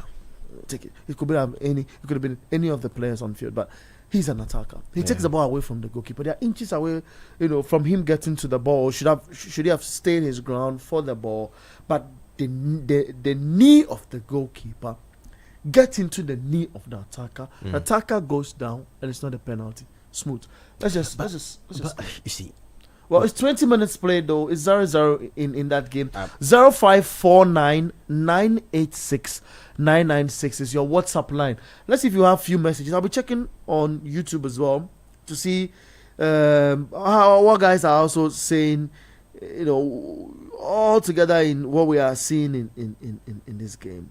And for me, it's surprising. But I don't know what you think out there. I'm not trying to incite you. I know you are watching the game as well. You have to let us know what you think. In our comment section on YouTube, on Facebook, on X, on TV. You have opportunity to send a message on 0549 986 996 21 minutes played at the St James Park. There's Arsenal. I think Newcastle. I have a few messages. I want to attack. I'm seeing things from online, and I think the decision was made based on the fact that Pope got attached to the ball. that's what I feel. That's what made the decision that way, because of Pope's touch the ball. Gyökeres got the touch, but Pope touches the ball too. So I think that's. But who touched the ball first? No, so Gyökeres touched the ball and then took it. Well, he Suit Tommy touched the says ball it's trying not to a penalty take it or away from Pope. From Pope. And with that touch, it Nick touches Pope Pope too. now touches the ball to try and also now get it behind Gyökeres. And it's a whole lot of mini touches. Yeah, just a mini touch. I don't. I'm sure. I don't agree. You see the amazing thing about EPL. I'm sure if it were to be any other referee, I'm sure he would have taken this as a penalty. Most probably. That's No, the thing. but he went to check. The thing about these decisions is that sometimes is the lack of consistency. Yes. Because today this won't be given, and That's the problem. per everything being described, there's a valid reason it's not given. But on some other days, some referee out of his own Who discretion. gives I'm Consider telling it you, as a the penalty. Then it PGMOL will becomes a come and problem. explain after this game Oh yeah, they'll do why that. it's a penalty and why they Or, are sorry. or there are and why they situations feel- too where it happens like this, and they come and assess the fact that No, it I wasn't a agree. penalty. I agree. So- Perfectly. I agree perfectly to that. Sweet Kwame on YouTube, in the comment section says, it's not a penalty all day, and it says no contact. It comes says Pope didn't touch Gyökeres and he was moving away from the goal post. So I he- think he- all he those things explains. contributed to the decision. On WhatsApp, absolutely. On WhatsApp, Kwame from Awoshi says Arsenal will not win the league in recent times and can be boiled down to. I feel that boils down to bad officiating too. It says, well. He goes ahead and says, now I'll come back to you. I go ahead and says, what is this? Yesterday, Salah gave an assist with his hand and a goal was allowed. And today, look at this. I can't use that word on radio. I think it was a poor officiating. I'm done watching the game because I know how it will end. Alfonso in Sakumano says, Arsenal 4, Newcastle United 0. I'll wait to see if that will transpire. Philip from Tama says, sack Maresca now. Sack that fraud. Hey. In the Club World Cup, the only match we played well was against PSG. The guy just knows how to pass ball. Klopp used 9 men to beat Newcastle at the St. James Park. Also, every Italian manager at Chelsea always have bad second season. Sack him now, he adds. 0549 986 996. 23 minutes into the Arsenal game. Is there Calafiori trying to unlock an opportunity? Didn't sum up properly from that set piece. Whereas now everyone figuring out their set piece, options are now. So it comes to Gyökeres. He heads that into Calafiori, who was coming in from the 6 yard, but didn't find that opener, if you want. Let me get through few messages. Okay, there are a few messages. There are messages that we also have seen on YouTube. Kofi Asari says last season Brighton was awarded a penalty against Arsenal because he headed João Pedro's head, even though he touches the ball first. Different rules for Arsenal every day. Absolutely rigged league, he adds. Adam Tech says it's a penalty, bro. It is because Liverpool lost points. I think he's just opposing that with Liverpool's game the other time. Is Gabriel's foul a handball after a kick from Jacob Murphy? It's not. It didn't touch the ball at all. So a lot of comment. It didn't touch. It didn't touch the hand at all. I think he's reacting to a comment in the session. But I've said that this game in the last 5 have seen results go for either side. But it's early days yet. Still live on radio 97.3 City FM, on TV, on Channel 1 TV, on X. We are there ourselves, City FM, on Facebook. We also there. So you can join the discussion. CK from Awoshi, right? Is that Awoshi? And Ashama says Gyökeres would have taken the ball and scored, bro. Poor from the ref. So people are indeed commenting, in relation to that. Make your points. There's Coach Christopher Nimley, who's seated and being calm watching the game, as I'll pick reactions from him. Now come back to you, come now. You see, I believe it's because of the teams involved. Okay, that's why there's this uproar. In the earlier game of the day, Aston Villa versus Fulham, when it was 1-0 to Fulham, Ryan Sessegnon cut in the box, delivered a very good incisive shot heading towards the goal, the back of the net. Matty Cash had a trailing hand, diverted and bent the ball away from the goalpost. The referee said play on, and Fulham ended up losing the game. So I'm just saying that I believe it's just because of the sort of teams that are in this particular game. But you can't compare this to what Sanchez did last week. What Sanchez did last week is called hacking. He hacked the player. He hacked Mbuemo. I'm a Chelsea fan. Kennedy from Hallway says. But seriously speaking, we have the worst fan base in football. So impatient. 1 or 2 defeats and we want the coach sacked. Shaking my head. Come now, I don't want you to attack this message part. Now I want to go to Nimli to assess the situation and let us know his thought on that. Technically, but tactically. But you watch this game, and do you see it turning for? I mean, from the incident that we've seen, in the last 28 minutes, do you see a winner at the end of this game? Oh yeah, it's a very open game, like very very open. If we see clearly end-to-end action, Arsenal trying their best to get a goal. The Calafiori,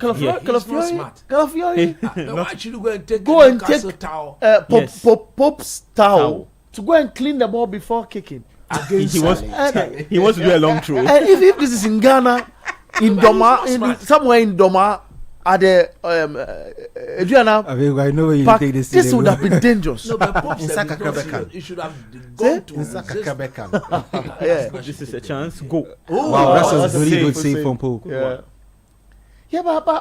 but you're not going to take Pope's towel to go and clean the ball and throw against him. against him. Charlie, in Ghana football, this is taboo. Like Charlie, this is something serious. Like, why would you do this? And imagine in the Ghana situation, and the ball scores. Like Kotoko House of Folk. Yeah? And a House of Folk player, I don't want to mention them to put anyone in trouble, but a House of Folk player goes and pick Chase Tao. Yeah? A Kotoko keeper. Is it Chase though? No, there's a new guy. Kamara's Chase with I think Dreams or somewhere now. He goes and picks his towel and cleans the ball with it. And then Hart attacks. And then Hart scores. Oh, Charlie. And the game is happening at Baba Sports Stadium.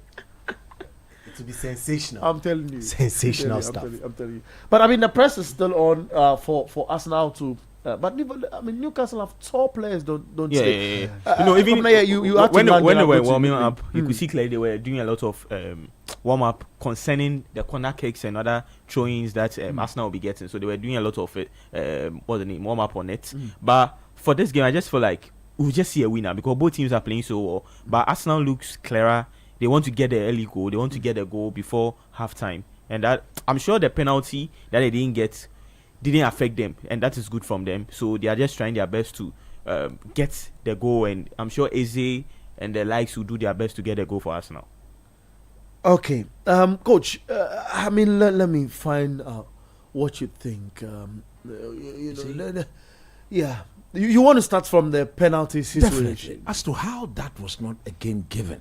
They says Pope clearly gets a foot if you watch the on the replay, ball. Pope touches the ball.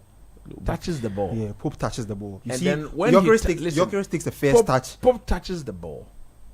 But he impeded Gyökeres. No. If you are You see, Gyökeres touches the ball. Gyökeres touches the ball and takes the ball in the direction of Pope. Then when the ball goes in the direction of Pope, Pope's leg gets to the ball before his touch on Gyökeres. I think that's the reasoning behind the decision. we have seen Casemiro shown a red card. Yeah, When he gets to the ball and then his follow through carry him onto the player. yeah, yeah. That ball you saw Yeah, there, that's true.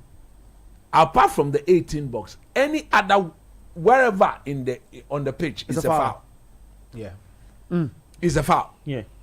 That is what I don't get. Yesterday, there was a clear penalty against Chelsea. Yeah, It was not given. Yeah, Gusto. Yesterday, the Brentford first goal against Manchester United, there was a clear foul against Matthias Cunha. It was not given. So at times you look at these referees and Liverpool's those goal. guys. Liverpool's goal yesterday. Hand of God. Shouldn't have stood. So you look at those people sitting in the room there. the VAR. Oh, me, I don't trust them. I think most of them come with the results, their in their results. pocket. Oh, Coach. You see, they should not. I think that's denting a little. No, with them. I think with them. Yeah. And with this level of technology, we shouldn't be getting such decisions wrong. Because they have the opportunity to watch and watch and watch and watch and then decide. It will be shocking to me that the referee who's got only one opportunity to make a decision, Yeah. gets it right, and those in there, Because the referee pointed at the Yeah. spot, And and those in there- he was meters away from the incident. and those They in really there was- rather overturn the decision. And if you look at it critically, Paul touched it. But see, if he had not contacted Jokeres, Jokeres would have gotten to the ball. Yeah. So you need to take that into consideration as well. But I think what they are taking into consideration first is what's preceded what. So did if his But action yesterday we if his didn't action see of, what preceded. and that's the problem with these No, things. and I agree. That's inconsistent. I made that point before And I agree. Coach came I on agree. about the fact that this will not be given, and maybe there are valid reasons for it, but in another situation it is given, and there's no consistency with At it. all. And look, it's a bit sad because to me, with VAR, we shouldn't be getting the obvious decisions wrong. Like yesterday, the Liverpool equalizing goal, as to how Brighton was not awarded that penalty, as to how that foul against Matthias Cunha was allowed to stand, and then it was Coach, amazing. what was the selling point? The controversy, or it sort of takes the beauty out of the game a little? Because no controversy also sells. You see, maybe that is why they do what they do. Maybe that is why they do what they do.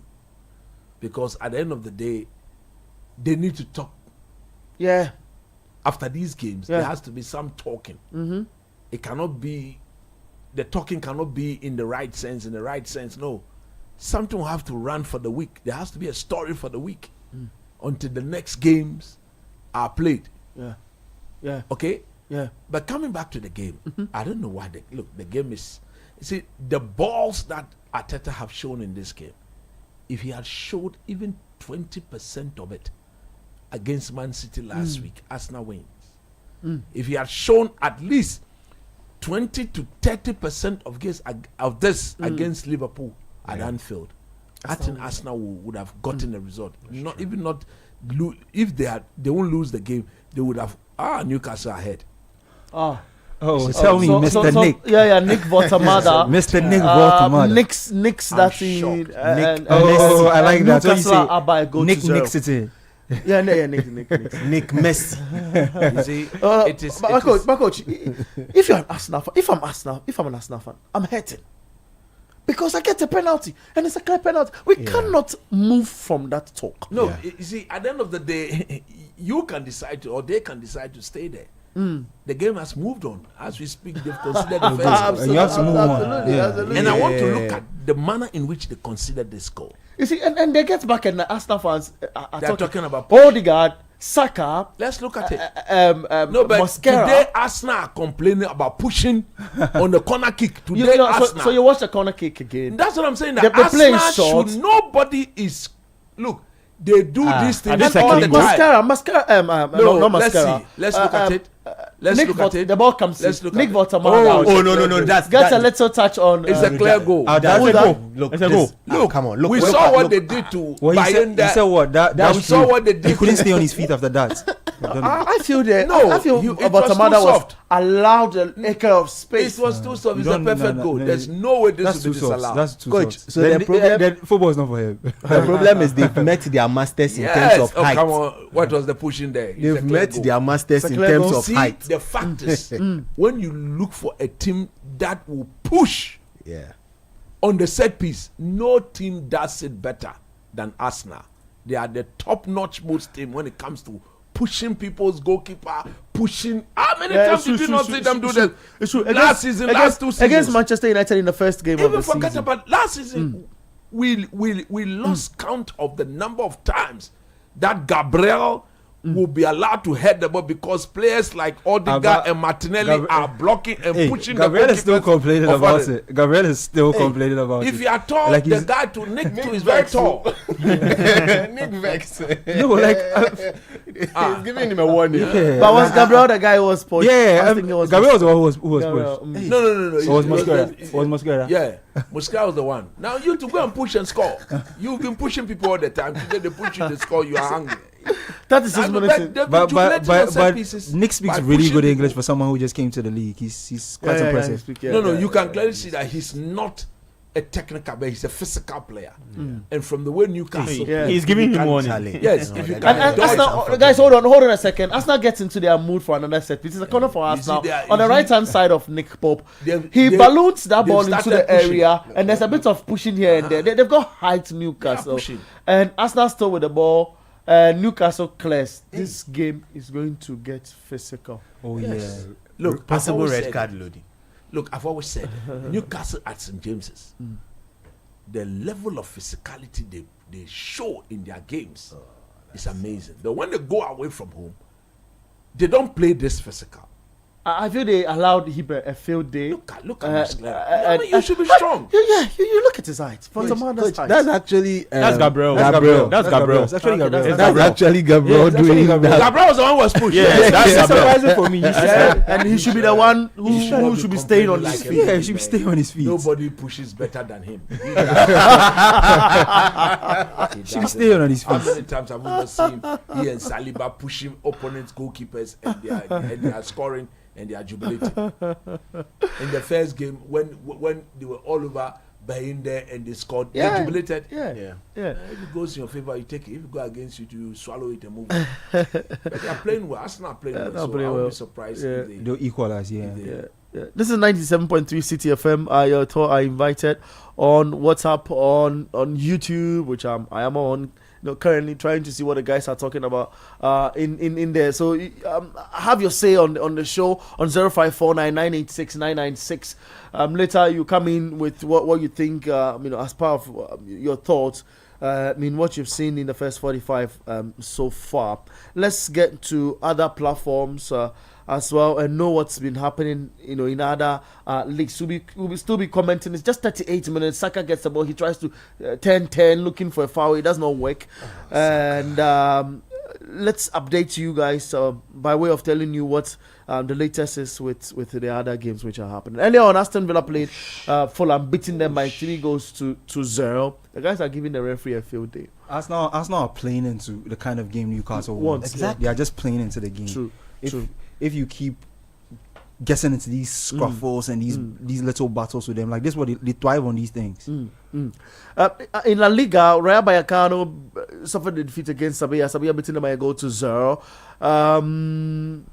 Elche still playing Celta Vigo, leading by 2 goals to 190 plus in that game. Barcelona will be playing Real Sociedad later on at 4:30. Real Betis will be playing Osasuna at 7 p.m. later as well. In the German Bundesliga, Freiburg played 1-1 with Hoffenheim. Cologne playing with Stuttgart is 1-1 in that game. Union Berlin will be playing Hamburger later at 5:30 p.m. Serie A, in Serie A, Sassuolo 3, Udinese 1. Game is done. Roma ended that game beating Hellas Verona by 2 goals to 0. Pizza also ended that game against Fiorentina 0-0. In the Lecce are playing Bologna 6 minutes into the game. It's 0-0.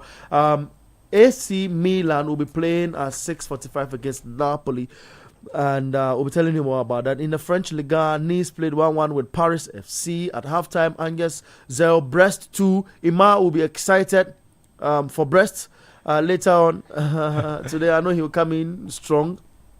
Talking about Brest having a penalty. Castillo kicking that in, and Lascari also scoring. So 2-0 for Brest.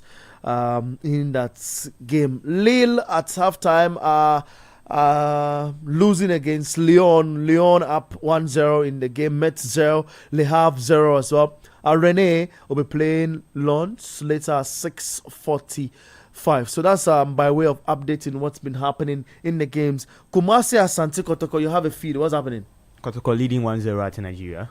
Oh, okay, that's nice. That's Who- nice. who Against bet you? Quara, Yeah. against Quara in the CAF Confederations Cup. So that's what by way of updates as well. But But 40 minutes in Gabriel that game, what's happening? They are having a nice time with each other. Gabriel is shocked that somebody has given him a taste of his own medicine. Yeah, that's true. Whatever is really getting spicy with him. He's getting into all the battles with him. That's true. He actually did not shake his hand after the Oh, no. demarcation. He was just giving him a warning. There's no wow. no friends here. You push me to score. You see what I'll do to you. I've been pushing people and scoring all the time. I just find it really funny. Like, Wow. Interesting stuff in here. That was not a push, was it? yeah, that's barely a push. Like, It's a push. No, you I see. feel see that the game is a contact game. yeah, I have my hand just behind you a little in a yeah, I think he was trying to buy it. Yeah. He was flat-footed. That was the That's problem. it. That's what I see. So That's what I see. the Gabriel I know would have jumped long ago, Yeah. and the push would have. Especially if there in was the a defensive push, fold. the pitch. They're still arguing about it. what- Like, they're still arguing. What the referee, what the referee would have Yeah. permitted was if he had jumped and was pushed in the air, yeah, but he had not even taken. yeah, the you're not taking flies. Yeah, Yeah. So you can't call that a push. But coach, your player in Gabriel, you see him still arguing with Votamata. Votamata gets him straight into his head. Ateta should be very careful. I think what Ateta needs to do is to quickly call Gabriel and get him to forget about it, because no amount of argument will fix the damage. Rather focus, because what you don't want to do as a defender is to allow these attackers to get into your head. You could rush things, and if you don't take a silly booking, could just come and then completely ruin everything that the team has done. Because what is happening is that it's just 1-0.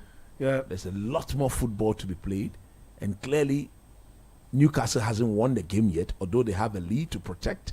But at the end of the day, they are actually, Arsenal are really competing. It is not a game that anybody can say Arsenal is being manhandled or they are being bullied. Tactically, they are playing possessive-wise. I think they are in charge, a bit dominant over Newcastle.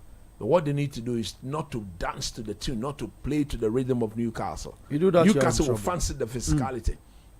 And that is what those over 65,000 supporters, that's what because they will cheer every form of physical cut. You see, they are making people like Saka feel it in their bones and in their spines. So that you see, what the Newcastle will not allow you time on the ball at St. James's. Yeah. They will not. You mentioned the numbers. I want us to get into the in-game possession. So, like you rightly mentioned, Arsenal have 52% in terms of ball possession. in terms of ball possession. You know, to 48 for Newcastle United, and the total shots, Arsenal have hit 8 with 4 on target. Newcastle have 3 on target, and for big chances, Arsenal have 1. It's 1 apiece in that game. But I mean, for accurate passes, like in ball possession, Arsenal are doing it 81%. So everything going in favor of for Arsenal. And like coach, you say, I agree with you. The coach would have to calm the guys down and concentrate. And they'll have to be a bit patient in the build-up. It's good to match the physicality, but when you are on the ball, player for player, technically you've got the better players. There's Eze, there's Saka. Okay, there are players in there who should be allowed to take control of the game and then they take the tempo. Okay, but as we speak, the game is being played at a certain tempo. Arsenal technicians themselves are being made to rush. 7 minutes. Okay, watch 7 minutes of added. yeah, and in a game of football like this, as a coach, you want your technician to show a bit more control, a bit more finesse when they are in possession of the ball. You see, Gabriel, he's pushing and heading. Nobody's complaining. That is good. But when you are pushed to, you should accept it. Yeah. So Joe Linton flicks one for, and right on the line, and they seem to. Newcastle, they seem to love what is happening, even though they are not controlling a lot As of I ball was possession. saying, Arsenal are playing No. into the kind of game Newcastle wants. Newcastle, when they play teams that are heavy on having the ball, they like these kind of things. Yeah. The game shouldn't flow. So you see, this is why Thomas Partey shouldn't have been Young. allowed to leave. Yeah. Because I agree. this is what he would have given them. We've seen Otamendi. Yeah. He's not the controller. From the way the game is going, Arsenal need that midfield head Yeah. who will just tell everybody, Yeah. let's move away from this intensity of Newcastle. Let's create our tempo. And you need somebody to set the tone. Yeah. And normally, is the Busquets, Pello, Partey sort of midfielders that you need. True. Okay? They will just take the ball, for example. The ball was the Arsenal goalkeeper as we speak. Yeah. Partey, if he's there, he will show up. But look at Yeah. Zubimendi. He's presented himself to be marked Partey will be moving and make sure he gets the ball. When he receives it, so you see, Reha keep hitting the ball long. Yeah. And that is not Arsenal. That is good. That is good. That is not Arsenal. He slips. Oh, Saka. You understand? That is not Arsenal. And the Partey, when Partey was part of this team, you hardly see them go long like that. Yeah. Okay? You hardly see them go long. The Partey will always make sure they are in control. Hey. There you go. There you go. And for me, the problem I've got is that the DM of the team, Declan Rice, you know, is not a controller. He enjoys the back and forth, the to and fro, the go, come, go, come. You see, there are times in football you need somebody within the team to be a bit different. Yeah. And normally such players are given the acronym of being controllers. If you are in charge, that is when you control the tempo. That's when you detect the tenacity or the intensity of the game. And Arsenal don't have that. So like we've all agreed, they've played strictly to the intensity and tempo of Newcastle. Yeah. Newcastle want the game to be very chaotic they want because they know if it is that structured, Arsenal win them over with their technical players. They will definitely do that. Let's go into some few messages on YouTube. Sweet Kwame says, "Feel it in your bones and spine." Yes, sensation. Yeah. And he has another one. He has another one. Kwame, he says sensation. That's it. Yeah. So that's it on YouTube. So keep your messages coming in that space. Zibo Salasi says, "Good evening, coach. I met you for the first time at the funeral yesterday." You went for a funeral? Yes. I was hoping to take a picture with you, but you disappeared. I guess you were in a hurry to go and watch the United game. So, who deservedly got beaten this weekend? Oh. It seems everyone had their share of disappointment. As for Maresca and he had it sweet #, Zimbo. Yeah. Ayuba Halilu from Castor says, "Good afternoon. Enzo Maresca should know that the patient of the silence of the gods should not be mistaken for dominance." I tell you. That's what he said. I don't even understand. One more disgraceful result and he will go back to the championship. This is not, I don't want to say, this is Chelsea, not Manchester United. Oh. Yeah, I'm just reading his message. 0549 986 996 on your WhatsApp messages. I see some few funny stuff happening on YouTube. Anyway, but Coach Christopher Nimley in the studio, Adam Kai as well, setting up in the studio, and Komna Yabua, who've been giving us a bit of what's been happening in the Kotoko game, even though we don't need it here, but of course. I see you are lifting Kwabune's, mood and everything because of his drip lord nature today. Yeah. Today he decides to do that. Yeah, but today he was wearing spectacles because his he team, just put it down when the teams were not going. He wanted to see clearer. Yeah, When your team is losing, in Nimli's voice, you feel it. It was in your bones and his eyes. This time we need to add ice because his team is losing. They've been losing consistently. Yeah. But the referee added 7 minutes 7 minutes plus to that game. Arsenal, Newcastle at the St. James Park. It's still Newcastle who are leading by a goal to 0, and Tonali controlling the ball, taking it back to Ben. He sends it to his goalkeeper, and the game flows for them as well. 0549 986 996 here on the show. Your messages are welcome. I see people want to call through WhatsApp. You can call. You can call. When we open the lines, but you can if you pass Sowe or there's a bypass to try and get your thing right. Charlie, it won't work. Yeah. Coming from Akweteman says Arsenal should just relax and control the game. Keep passing. You should just take a cue from what Barcelona did to them when they came to St. James's. You say, in the Champions, Basaka, Pedri. Just keep passing the ball. You tire them out. But you give gum. You see, It's a high octane. And that's exactly the example. I said, didn't they watch Barca play against Newcastle? Fantastic. Patience is key. The Barca way always. He says. As now in time past, we're doing the Barca thing. That is what Partey brought to them. You see, you take it. Look, in these games, he would just be calming everybody down, passing, receiving, detecting the tempo. Give it to me when there is no way. I detect where it goes next, and then we are properly coordinated. And it is more or less like a rehearsed sort of way of doing it, controlled. You see, when you are controlling it, then it means you are more or less in the better position to determine the next move or the next outcome, because this is good. Dinam Ashigbe. So Newcastle is attacking. They get into the box of Arsenal once more. He gets out of the box and he's trying to look for all options available for Newcastle to get into the second goal. It's halftime. The halftime call now. Fair. 1-0 in favor of Newcastle United. We'll be returning to do halftime analysis shortly. But there are messages on YouTube. It says one more goal Newcastle. Sweet Kwame asked for that. SH says that is why Pedri is underrated. Gave the Newcastle robust midfield a midfield lesson. Yeah, exactly. You see, he and De Jong that day, I watched that game because I really wanted to see how Barcelona will handle them. Okay. So I watched that game. What the two of them never did was to involve in the physical.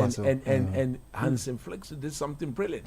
He had Femin together with them. Femin is very mobile. You see, he was moving, so the Newcastle players couldn't identify. So anytime De Jong or Pedri will find themselves in that difficult situation, the movement of Femin allowed them to go to him, free themselves, receive, and then start the build up all the way, keep the ball. So they were just doing it. It gets you tired. Until they got tired. Look at the Rashford header. It was a completely free header. And that is what will happen when you are chasing. You see, you burn a lot of energy when you chase the ball. Yeah. That's what most people don't know. The energy burned by going left, right, center, right, back. You burn a lot of energy. So if that team can Arsenal really need to control. But the question is Zubimendi a controller? Is Declan Rice a controller? I don't think these two are. And as a result of that, if they don't take care, the next goal, in my view, will be extremely, very, very important. If Arsenal were to score, game on. If Newcastle were to score, game over. The momentum of the game still is with Arsenal. You asked me. I'll come to you, Sedi, but I want to pick a message from YouTube. Dinam Ashigbe says football is evolving once more. I think the teams who are doing finesse football will suffer this season. The game is now chaotic. I don't know where this name is pronounced, Selsh or something. SLSH. They benched 7 of their players after that game when they played Bournemouth. I think you're talking about Newcastle. Yeah, he's talking about Newcastle. After the Barcelona game, their next game, the midfielders that started the Barcelona game didn't start. You're tired. So you'll be tired. They play here and there will get you super tired. We are live on Facebook. The way they had to run and chase the ball that day. If you don't rest them, if you don't try to give them that extra day of rest, you will just be exposing them to hamstring injury, and it will be the one that will keep them off the pitch beyond 2 months. So, see, this is what we call proper manager. You see, you are, because look, football is well advanced. The level of technology exhibited, because everybody, your heartbeat, the distance covered, the speed, everything is being measured. And there are times where the player's DNA or their genetic setup is well known. By the medical team. So you know that this player, per his setup, per he can't go history, this, per his injury record, if you were to go beyond a certain distance at a certain mile, speed, then you need to do things to manage his minutes for the next 2 or 3 games, so that you get him refreshed. If you cannot do that, You remember that was one of the things that Arteta didn't do wisely, and it got Saka to injured, and then Arsenal lost the steam in the title race last season. The persistent using of the young man, week in, week out, week in, week out, and then we started complaining. And that injury that kept Saka away for 3 months. It wasn't a physical contact. It was a simple hamstring. This thing is coach, hamstring is not simple. No, when I say simple, no, as compared to the sort of injuries that will become as a result of maybe an anterior crucial ligament and what have you. You see, one thing that you should be able to avoid, unless it becomes so necessary that it's something that you cannot control, is hamstring injuries. Hamstring injuries normally come about when the players don't train properly, or when they are excessively fatigued, when fatigue sets in. That is when the physio or the physical instructor are not getting them to stretch properly, to open up their veins and their spines, to contract, expand, contract, expand. That is when those things happen. And it's about your ligament or your tendons. When they are overly stretched, all those things are more or less elastic. If it goes beyond its elasticity, then you have to go and sit up and allow it to build up again. You understand? For me, look, I look at this all day. The penalty situation. I wanted us to go. I look at it all day. I think it's a penalty. Edwin Kakofi, is streaming us live across the platform, and says, "I get coach's argument, but those other incidents coach describes can't be reviewed by the VAR." You see, we saw the Chelsea. Coach, watch it.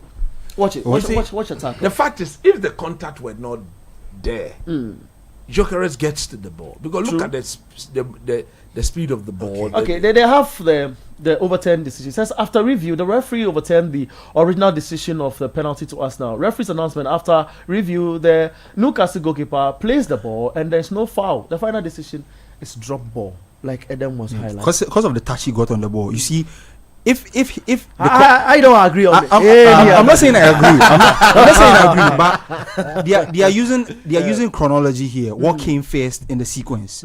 If the contact between he and Gyökeres came first before the touch on the ball, that's a penalty all day. But I'm sure their reasoning is like the touch came before the contact. So if that touch doesn't come, the ball doesn't go in that direction. It's kind of similar to the conversation we were having yesterday on air about the Salah goal. Okay, I think watching it again, I think they got the decision right. It was a penalty. Now, how about Semini? Now look at it. No, coach. You understand what I'm talking about? A player is with the ball. Gyökeres touched the ball. Yeah. And then the ball was also touched by the goalkeeper.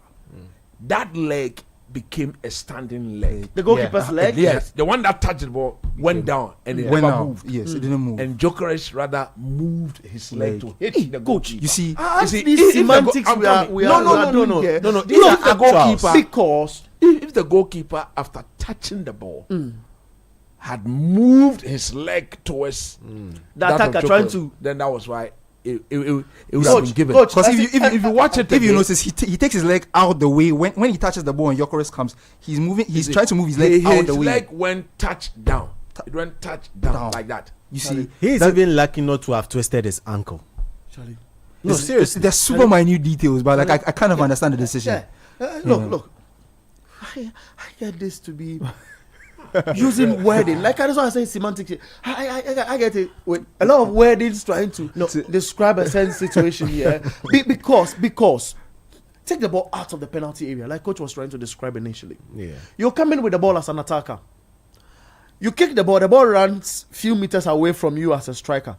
I stretch my leg, dispossess the ball, and I've become a block between you and between the ball, me and you. Yeah. And then you run into me, and I impede your play in a certain direction.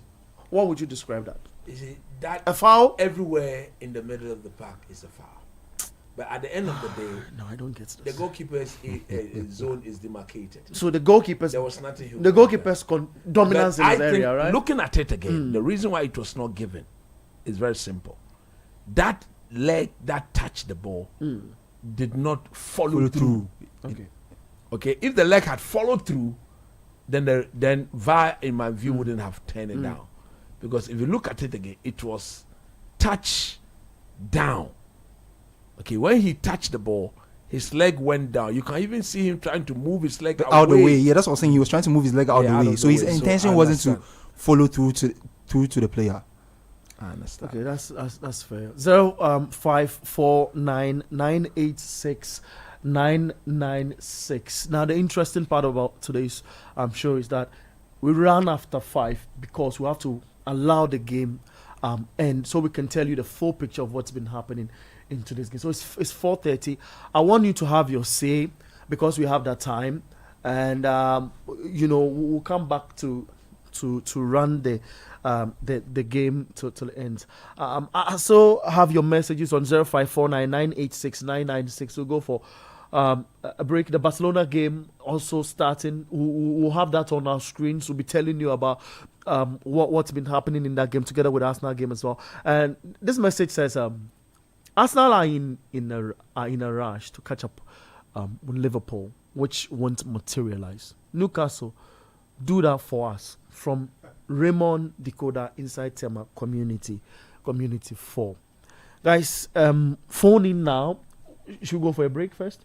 Let's go for a quick break. When we return in studio, we'll talk more in what's been happening in today's game.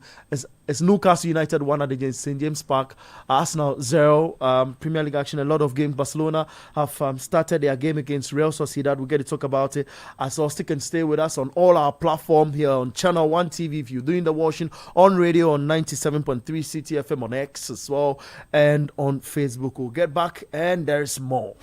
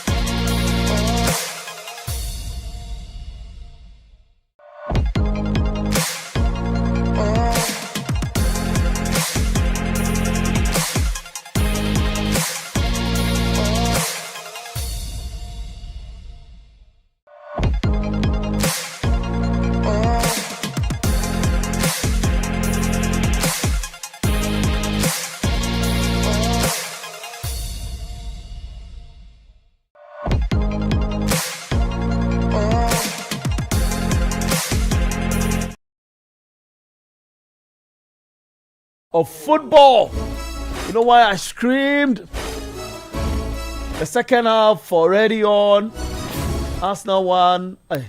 Newcastle United 1. Arsenal 0. I beg you. I don't want trouble. But Newcastle nearly scored again. Newcastle nearly scored. Again, it was Voltamada, Nick. This guy.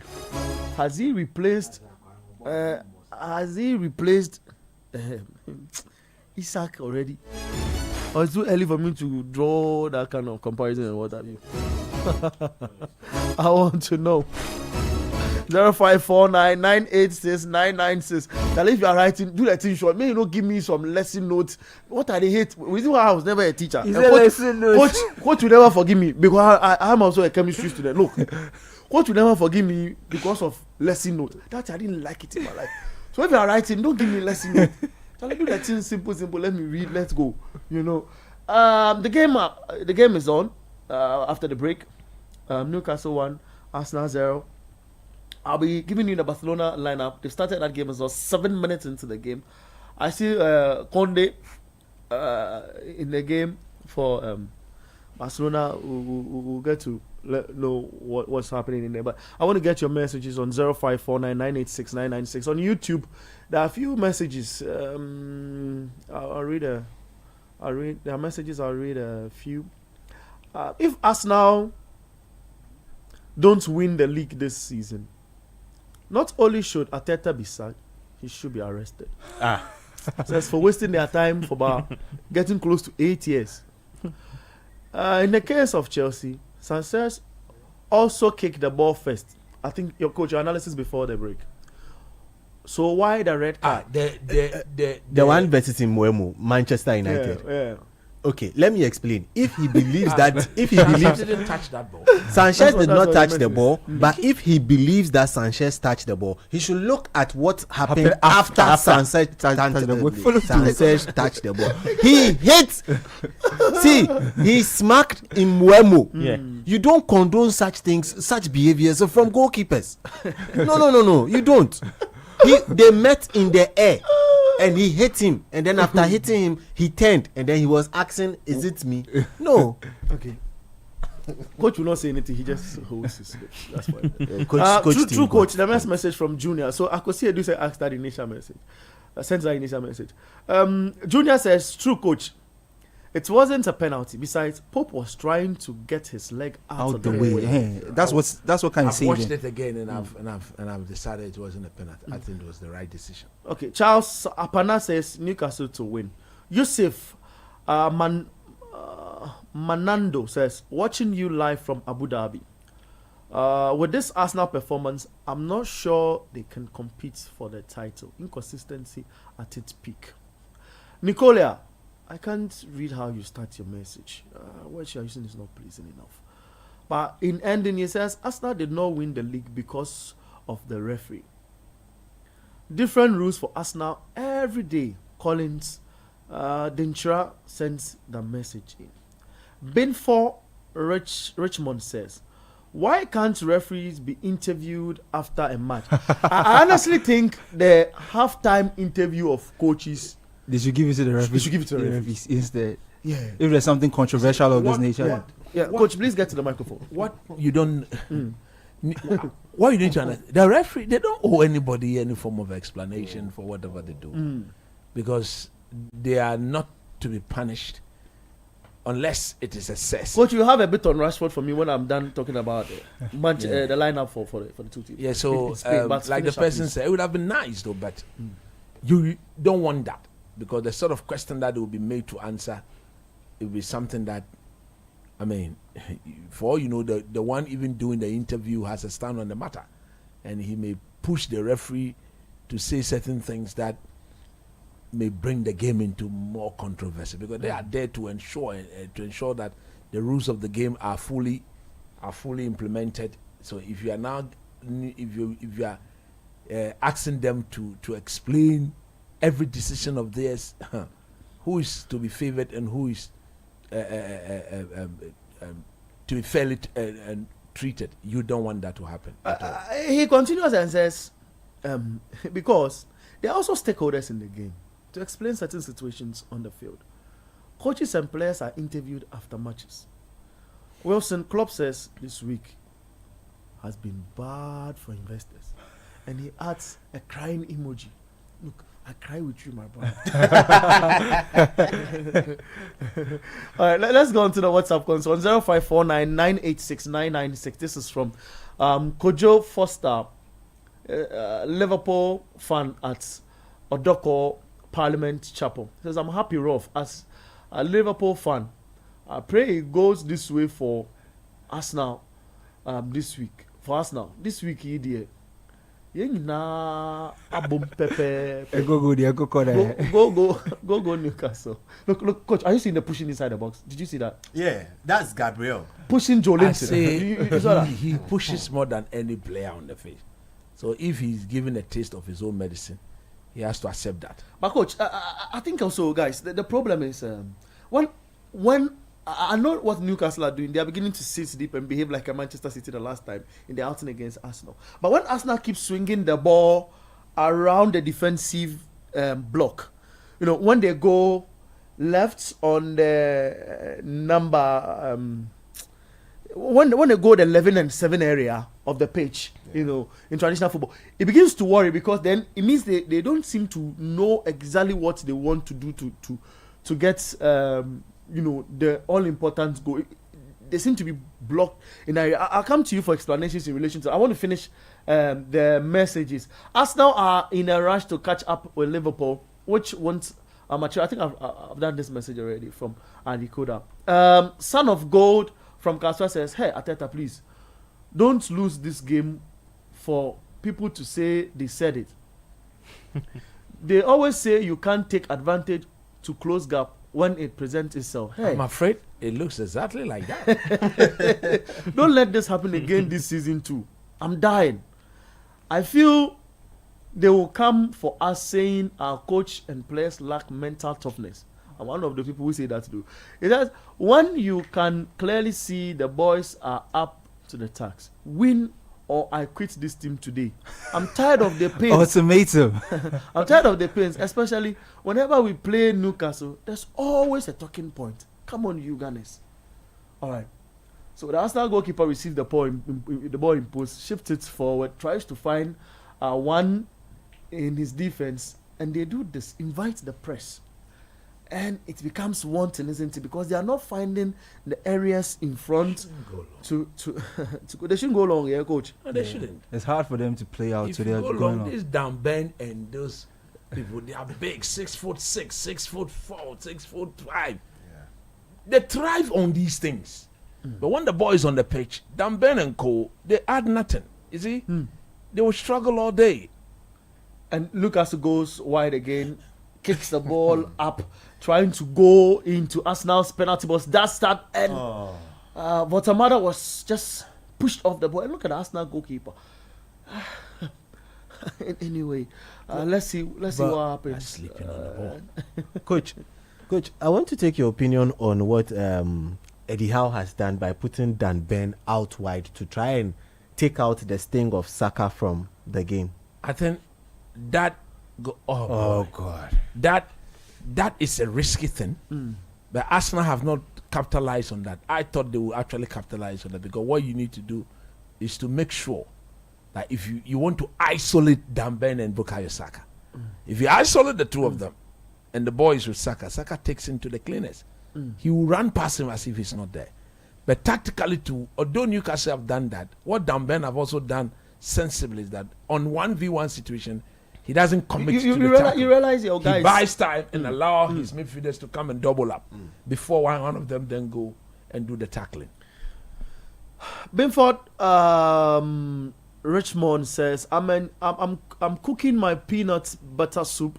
He's just saying Cutting But it's not his fault. Oh no. He says that I'm enjoying cooking my peanut butter soup here in Chicago. In Katinkwan, what can they? Oh, so I have to say in America. Coach, can you say in American? Peanut butter. Thank you. Watching you guys, I can't go a weekend without your show. Man U will be relegated with Amorim. Amorim, his name sounds like a the name of a town in Cape Coast. Oh, Charlie. Oh, Charlie, this is where you reach. Abominim. Abominim. This is where you reach. Oh, that's it. That's it. Sounds like What? a hymn, though. I like him though. He's just a little stubborn. He'll learn, but it's just taking a bit of time. Coach, do you think Alvarez is one underrated striker of the game? The boy at Should Barca Atletico, Should Barca get Haaland or Alvarez? He asks. a team like Barcelona will favor Alvarez because Alvarez is a ball playing number 9. He's mobile. He gets involved. He scores goals. He's an all-rounder. So if you look at the way Diego Simeone is using him, Simeone doesn't most often use him as what? As the number 9. Place him. Okay, he plays him with the guy from Norway, Sola. Scholler as his number 9. So it's because you see what you don't want this. Gordon? You don't want Arsenal Gordon. inviting the press again? Hey, Inches away Wow, from that was goal. inches away from goal. no problem. Yeah. And like Coach, you described. Why'd you stop? Why'd you stop? You're describing. Yeah, They're inviting the pressure. Arsenal have to sit up. Look, this is the game that reminds them that if they don't sit up, they will not even compete for this league. Because you see, if you want to win the league, Liverpool lost yesterday. I think that is enough an incentive, enough a motivation to get you to go and. Who is that ball playing for Barcelona there? That's Rooney. Another I'll go young into the chap. Barcelona lineup. Let me read this. This is from Kojo Inside ATU. That's the Accra Technical University campus. It says, now boys on campus call Chelsea FC. Winnie Red FC. Let's go into the lineup for the teams for the Barca game. Man U should just use ChatGPT and get rid of Amorim. I don't know what that means. That's from I think he's trying to say Wilson Klopp. ChatGPT can coach the team better. Yeah, Wilson Klopp. I know I don't coffee will forgive me. How I come in with the messages and go back to the game. It makes it difficult on TV, but forgive me. Coffee. Arsenal. It's still Newcastle 1, Arsenal 0. But Barcelona versus Sociedad. Barca are playing a 4-2-3-1 game. Wow, Hansi Flick. You're a strange manager. Especially in post for Barcelona. Koundé, Araujo, Christensen, Martin in defense for Barca. Dijon and Pedri. Dijon's contract to be expiring by next year, 2026. I think they are talking Bakji? contract extension. Yeah, he wants to stay and the club wants to keep him. So Okay. conversations are going He's on. a fine footballer as well. Yeah, he's a good midfielder. Fernandez in number 10 slot, Rashford on the other side, and Lewandowski up front. Coach, you see that Rashford thing? You want to talk about? I know you are fixated on the Arsenal game, looking at where they are going to have that little pocket of space, and that's a dink, and the goalkeeper save. Wow, that's saves a good that. save from Pope. Wow, crazy, Wow. crazy. I think the ball, the weight behind the ball allowed him to make the save because there was no pace. There was no pace. Look at that ball. Who does that? I mean, with the outside of the foot. Well, I think it was that Zubimendi who Odegaard? played that pass. No, Zubimendi? Zubimendi who played that pass. Timber got the head to it, but Pope was quick. Wow, guys, it gets us off a little, but I mean that was a beauty. Why would you do that? Arsenal are trying to force the issue. They want to. They should calm down and just pass it. Like Why they they feel they should have another penalty? What's the anger about? Really? I don't think so. Nothing happened. Chosa seems I very just- upset about something. But somebody just went down in the penalty. So there's a Yeah. clip again. He feels Joe Linton was pulling somebody's shirt. Is it? Joe Linton was pulling. Livramento. He feels Wasn't Livramento was Livramento, tagging Livramento. on his shirt, so it should be a penalty. I think. should get up.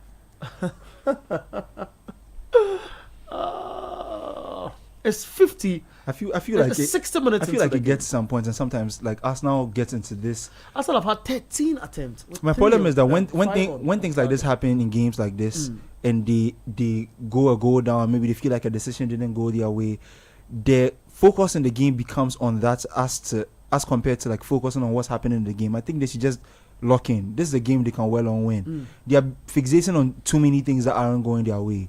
you can play above those things. Like play the best you can, get your goals, and so that yesterday Palace felt that some things weren't going, but in the end, the money to get the results. That wouldn't matter if you get the results in the end. You can go and sit at your press conferences and speak about the fact that things didn't go your way, but in the end, you managed to get the results. So I think that those things should come first.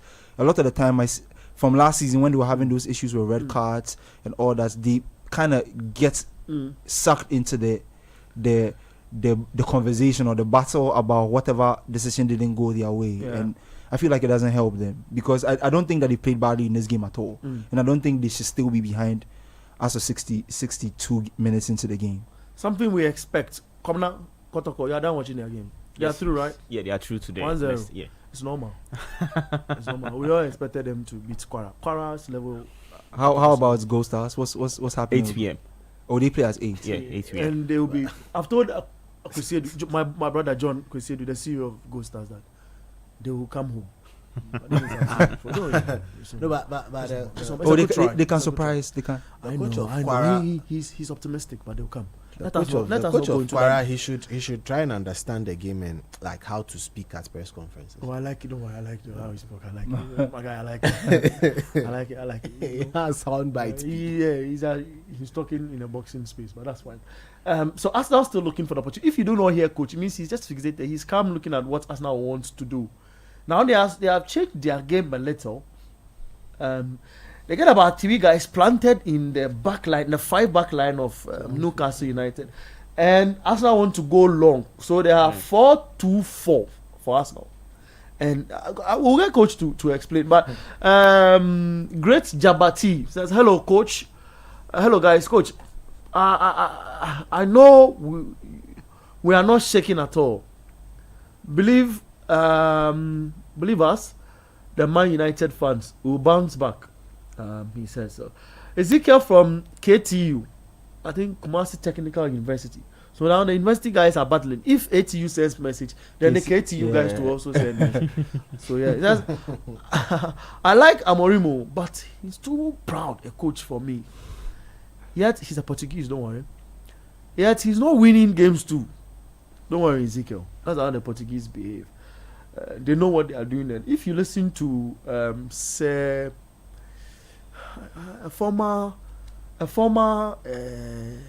Newcastle United manager, say, how can I forget his name? Bobby Charlton? Bobby Robson. Bobby Robson? Bobby Robson. Yes, Bobby Robson. It's Bobby Robson. Yeah, it's Bobby Robson. He had a stint with Mourinho at Barcelona. Yeah, Barcelona. He's the shared connection He between the says two he clubs. loves Mourinho's arrogance. And because he spoke about Amorim is what's taking me back to that discussion. He said so for the Portuguese it's about their arrogance. They say this is what I'm with and I'm doing. Even though he had that stint with him at Barcelona developed into playing a certain style of play. Mourinho never changed. Yeah. He stuck with his roots, English sort of football approach, and it got him results. Nice. 0549. Oh, They need to this at least. shouldn't be happening. It shouldn't. No. But this He is omits the happening. ball. Oh, okay. Okay. So the Arsenal defensive line stay true to themselves to prevent an experienced man on the ball on a counter break, without run from the middle part of the play, stretch the Arsenal defense. He delayed, yeah. Who blocked that ball? Rice. Yeah. Rice. Wow. The centre backs were nowhere. Yeah. They were. Saliba. He's now coming back. Rice did a great job. He cooked well. Yeah, he was rising to the occasion. I know That's a good you one. are a rapper, so That's you a love me good when I one. do That's those a good things. Yeah. Rice cooked well. Murphy, Murphy is an experienced person. So Newcastle with the corner, the dink one in this time around is not a good, that's a it's not a poor good call. kick. 64 minutes. Newcastle United 1, Arsenal 0. Live on all our platforms. Welcome on board if you just tuned in. I will invite your calls here. The game is intense a little, so let me get you from where you are watching from. Barcelona, are they scoring? Missing. Oh no, but that Oh, was come close. on. Let That what was should we beautiful. score? What else? I thought Lewandowski had scored that. That's Offside. offside. Okay. Steven offside. Okay. Offside from the Barca game, as well. 0549 986 996. You can phone in now. Let us know what you think about in this game. It's 4:57, I know, but call in now. Let's get the calls up to 5:10. That is. Coach and the guys in the studio. I've got Coach Christopher Nimley here, Adam Kai as well, Sedilam and Kabinamafo, and they will share their thought after you have also shared yours. 0539-986-996, 0549-986-996. I'll take my time this time around. 0549-986-996. Let's get talking. 0539-986-996. Call now. Let us hear from you. This is the Republic of Football on Radio 97.3 City FM, on TV, on Channel 1 TV, on X, 97.3 City FM, 0549-986-996. First caller on the line. Hello, good evening. Your name, where are you talking to us from? Good evening. I'm talking from Wenchi. From Wenchi. What's your name? My name is Al Hassan Mohammed. Al Hassan Mohammed, not the footballer. You're welcome on our show. What do you have for us? Please, I want to talk about Chelsea's yesterday game. Tell me something about Chelsea. I think we shouldn't blame the coach much. We have injuries to our key players, and also with the transfer that we had, I think it will take time. So we have to go easy with our coach. Okay, Al-Hassan, thank you very much for your thoughts. Al-Hassan Mohammed, not the player from Wenchi, brought in a message for Chelsea fans. What do you also have? 0549-986-996. Hello, good evening. Your name, where are you talking to us from? I'm Bernard. I'm talking from Ashama, Pitland. Name? Talk to me. I've got family at Ashaman too. What do you have to say? Are you a Manchester United fan? A United fan. Charlie, I have to come and look for you. You might be my brother. What do you have to say? What I have to say is, the United coach, he must be sacked immediately, because he's not a coach that can coach Manchester United. United have the players enough to compete in the league, but he's not doing nothing. So the coach must be changed immediately. And Newcastle 3, Arsenal 1. That's all. Wow, thank you very much. He predicts the Newcastle score. You won't talk Oh, Bernard, your Manchester United faithful here is also saying something. Hello, good evening. I'm trying to say evening. Good evening. Your name, where are you talking to us from? I am Richard from Ashama, Lebanon. Richard from Ashaman, Lebanon. Richard, let's hear from you. Which fan are you, and what's your I'm a proud United fan. I should come and look for you too. Maybe you are my brother. That's what Ashama people. You people are my brothers. Let's talk. Oh, yeah, you see, I'll start from Kotoko 1. I was streaming the match on YouTube. I mean, Kotoko fan as well. So I was asking myself, can we be this pragmatic? And then the first leg, we defended shambolically, conceded 3. Although I don't see us qualifying after the next stage too, but it's a stepping stone. Congrats to the boys. Now let's come to my view. You see, Amorim as a coach, I don't really have problem with him, but with their style. You see, you have to watch your mechanisms or your materials that you have for you to implement your style. So, if your style is not working at the moment, as a coach, you have to do something. Read the fans, forget about the what's the name project that you guys are doing.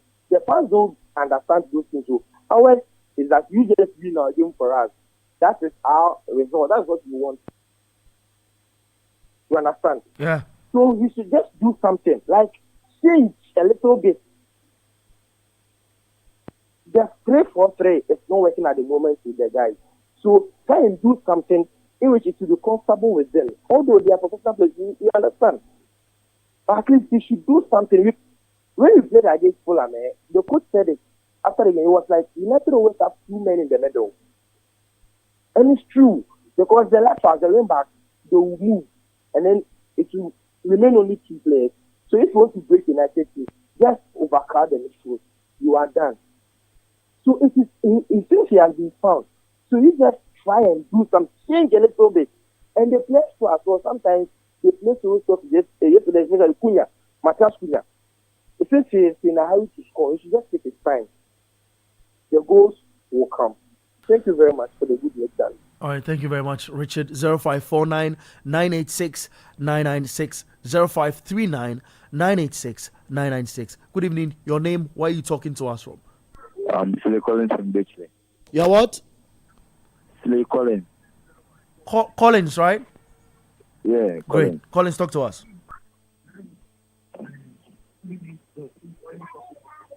I'm Slay Collins from Bichley. Slay Collins. Collins, stop listening to yourself from your TV. Listen to yourself from your device that you are using to call. Let's talk. I think prisoners should be allowed to watch Manchester United game as punishment. Oh, Charlie. Collins. Hello. Yeah, talk. Don't watch your TV. You listen to us. That's all. Or your radio. Listen to us. Oh, okay. Collins, I think he just came to make his statement. That's all. 0539 986 996. Hello. Good evening. Your name? Where are you talking to us from? My man is back. You must talk to me. Manchester United lost yesterday. Brest. I beg, forget that thing. That thing is on a state of emergency. So who do you want to talk about? Oh, my team is winning. Which is your team? Barcelona is down. Rest of Sociedad have just scored a goal. Newcastle United are winning against Arsenal. Which is your team? Brest is leading. Yeah, Brest. Talk to me about it. United can't stress my life. I beg. United, tell them they can't stress my life. See, they put that team on a stage of emergency. That's the only thing that can help United. See, they should close the stadium up. Use the stadium for farming. If they do cows and how they call it, elephant, and that one will bring them money. See, what they are doing, what United is doing over there, I don't get it. I don't know the problem of United. If coach can tell me what is the problem of United, is it the coach? Is it the players? Is it the owners? I don't understand. Coach, I think you should add the funds. Is it the funds?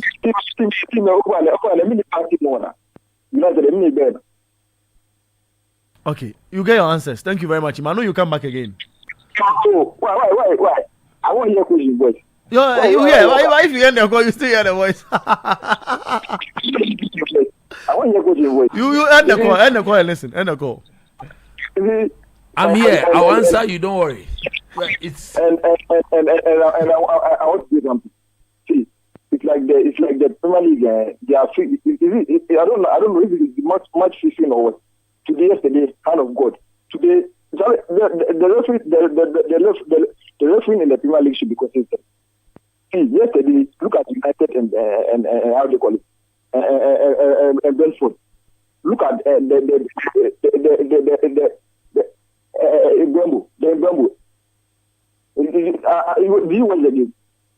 Charlie, you just make your point. You make your point. Okay. As for United, yeah. You see the yellow card that was given to the guy instead of a red card. You see, if Brembo was in the good position to score a goal and he was denied, and the same thing happened in the Chelsea game, and Shalva was given a red card. The inconsistent of the Premier League referees is getting out of hand, and I don't know what is wrong. This they'll come and apologize. Oh, we are sorry. And there are people sitting on monitors. Who are they sitting there? See, they should close that VAR thing and let the referee their game with their head, because you are not seeing any improvement using the VAR. Nothing, no improvement. Like there's nothing. See, these English referees they are spoiling the game. Their league is so nice that the referees are destroying the game. The referees are so bad. They're so bad. Ima, thank you very much. With VAR, you are making mistakes. Thank you, Ima. I think you made your point. Thank you. I share your frustration. I share your frustration. Thank you, Brett. Thank you very much. All right, Ima. 0549 986 996 0539 986 996. Hello. Yeah, I want to have you on the line. So yeah, let's talk. Meanwhile, Barca are looking for the equalizer as well. Sociedad seem to be taking it, right to their faces. Your name? Good evening. Where are you talking to us from? Dan, B-A-N, Dan, Banana. What's your name again? Ben. Hello. Yeah. What's your name and where are you talking to us from? Dan, Banana. Dan. All right. Okay. Thank you. Dan, Yeah, Banana. Dan. Yeah, Dan. Let's hear from you, please. No.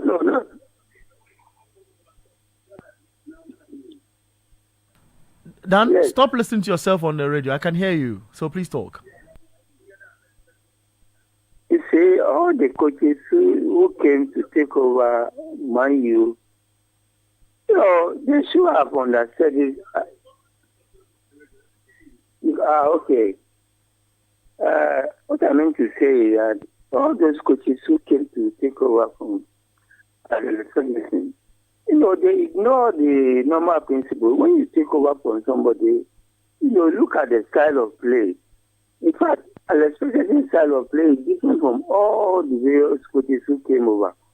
He has positioned people who could shoot, people who could dribble and make the ball available to the forward. But they came with their own style and aborted the Alex Ferguson style. That is the reason why the team has not been able to make any progress since he handed over. So I think if they need to, go back to they should sit down. If the man is alive, they should contact him and then rearrange the team. But in fact, you can't be losing all matches. Look, you have, Rangers who, if it's at the last minute, look at the match against Newcastle in Germany, and then the Italian team. It was a last minute goal. They won the matches. So his style of play is quite different from all the coaches that have a good day. Thank you very much, Dan. 0549 986 996. 0539 986 996. Join us on phone and let us know what you think of in relation to all we've discussed. I'm here. This is your time to phone in. We'll be switching into discussion mode shortly. Hello, good evening. Your name and where are you talking to us from? You are what? I'm Able, calling from Ada. Able, speak loud a little, please. Okay, so this has Barcelona taking the No, the equipment, the gadget you're using, you are far away from your mouthpiece. So if you're using an earpiece, if you can unplug the earpiece and speak to your mouthpiece, we'll be pleased. Hello, I think it's the network. The network, then call back. Okay, call back. Thank you very much. 0539 986 996 0549 986 996. Let's have you on the line. Let's talk about what we've discussed. Barca are down by a goal. They've got a corner. Hopefully they get an equalizer. Arsenal are still trailing by a goal to 0. Hello, good evening. Your name, where are you talking to us from? Let's have you on the line. No, Hello? we can. Talk to us. I can hear you. So listen to me on your earpiece. Hello, good evening. Yes, good evening. Hello. I'm sorry, we can't be doing this. Look, when you call, talk to me on your device that you're calling with. So if it's your phone or whatever you are using, please talk to us on your phone and don't listen to the radio set. Okay, I'll appreciate that. Hello, good evening. Your name and where you are talking to us from. Hello, good evening. My name is Ochami. I'm calling from Achimota. Ochami from Achimota. Talk to us. What issue would you want to react to?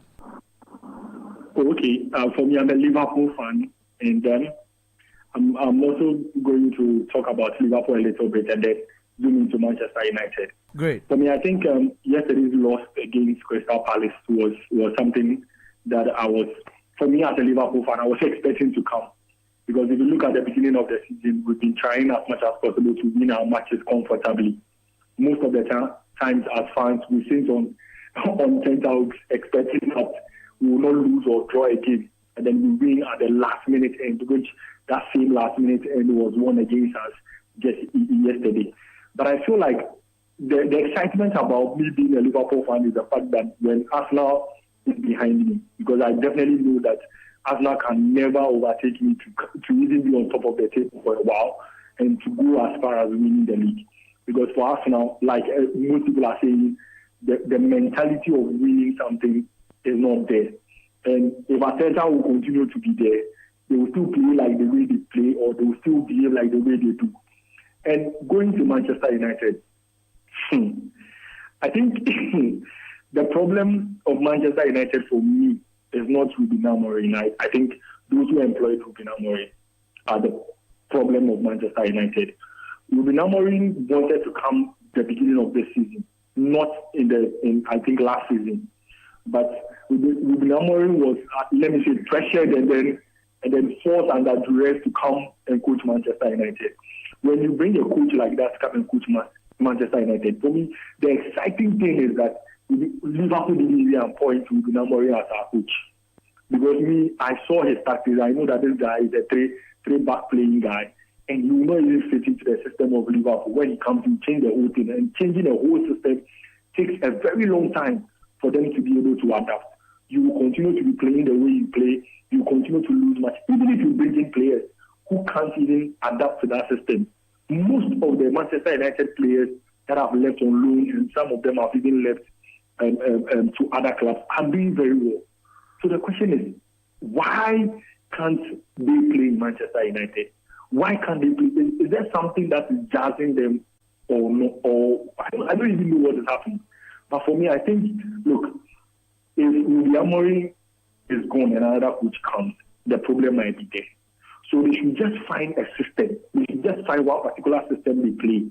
And then when they are leaving, when the coach is leaving, they'll just bring a coach who is like-minded, like what Liverpool has done. Because Liverpool went in for a like-minded coach, not necessarily somebody to come and win them cups or trophies.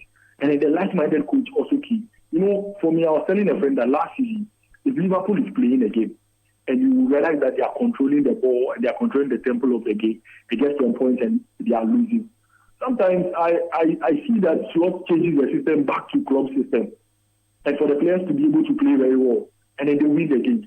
So sometimes you need to bring in a coach who understands the system of the previous manager, if that manager was doing well. But here like the case, Man United, all the managers who are coming to Man United are not doing well. So they don't even have one particular system that they can use to run the whole Manchester United team. Great. Now, Ruben Amorim will stay for a very long time. And then you build up a system, another coach will come, and then change it. Thank you, so for me, I think that's the problem of Manchester United. Thank you. Thank you very much, Ochame. I would appreciate if you come, you make your point that's brief for us, because the other guys will be online also waiting to come in. So let me put the call session there. Read few of your messages. Come back to the Arsenal games. 83 minutes. Beautiful. Just as I mentioned that we focus on the Arsenal game. Who scored? Who's that? Moreno. It's Arsenal 1. Newcastle United 1. Real Sociedad 1. Barcelona 1. Yeah, that's what's happening. Coach, you've been calm watching the Arsenal game. Yeah, I've been watching. You see, they've been patient. They are not rushing it like they were doing in the first half. So, like we did say, all they needed to do was to calm down, be patient. But they've been probing. Look, they've been probing, and that is what you get in return. It's paid. No two ways about that. It's been a beautiful. Pope has done a lot of good saves, but this one just was. It was just. Lewandowski. Yeah, Lewis first touch let him down there. Your attention is drifted also to the Lewandowski. You can take it from there. From the Barca game, if you want. The way the game was going, it almost looked like a game Newcastle was going to get pegged back in, because Newcastle had reclined to you see now they look like they've come out of the shell and they want to play a bit more. Newcastle kind of reclined and were happy to invite the pressure on them. And Arteta kept tinkering with his setup, introducing Martinelli. He wanted to change the dynamics of what they were doing a bit. So you see this time, instead of trying to play through them, they were playing crosses in, and one of those crosses managed to get on the head of Merino, who is not bad with his head at all. So I'm not surprised Arsenal have pegged one back. I expected them to do so. The way they were playing, it would have been really disappointing if they didn't get a goal. It's about to go down. Wait, what happened? A penalty, possibly. It's a penalty. It's a penalty. It is a clear penalty. I'm so dead. Gabriel again. Wow, so no, this is a clear penalty. This is box office stuff. No, this is a clear penalty. So, guys, Elanga gets the ball on the left-hand side of us now in the penalty box and decides to whip one across the face of goal. This is a clear penalty. Gabriel was down. His hands was up in an unnatural position. Very, very unnatural. Emphasis on that. Very, very. Saw Mohamed Salah raise his hand above his head, and the goal was allowed to stand. I can't be look at it. Is that how to defend? Yeah, you see when Elanga kicked the ball, he raised his hand immediately, but the play had to go on. There's a VAR check now to decide. That's so quick. It's not a penalty. Wait, the referee would have to call. He didn't give it. No, it's not a penalty. Wow. Let me go. I'm coming. Let me get onto their portal. Wow. Get onto their platform and let us know what's the decision. Let me read what. Someone has gotten a yellow card for protesting. Yeah, he was the one I was suspecting as well. He doesn't let sleeping. The assistant coach. He doesn't let sleeping dogs. Red card. Let's see what they would say in there, but. There's a throw-in for Newcastle United. No I feel that's a update yet. Penalty. Controversies always reign in these kind of games. Wow. It will be the first draw in about 6 games for between these sides. But Trossard will be subbed for Arsenal. And the introduction will be Lewis Skelly. He would have to go in a set piece, defend it first off, and prevent Newcastle from getting a second goal in this game. But coach, are you surprised that call didn't result? Barcelona's game against Real Sociedad is at a break half time. But back to the Arsenal game, are you surprised? Was not the penalty, guys? Surprised? Look, to be honest, maybe we all need to go back and revise our notes. You see, it was very close to him, but I don't see why. Maybe this is why it was not given. Did the ball strike his hand directly from the Elanga strike, or it hit a part of his body before hit? If that is the case, then that's no penalty. No, it went to the arm straight. No, I don't think so. I think we'll have the opportunity and ricocheted off his hand. We'll certainly get up at 5:30, but we'll get an opportunity to analyze that because the game will be ending in 2 minutes plus, let's say 5 additional added time. I think at least 5 minutes will be added. 5 minutes will be added. And then we'll get an opportunity to see that again. Yes, suspected 8. We'll go on to the end of the game, whichever, I mean, in games like this, for the controversy, I don't think they'll add 3 minutes like a game we saw sometime back. If you're a referee, you want to close. The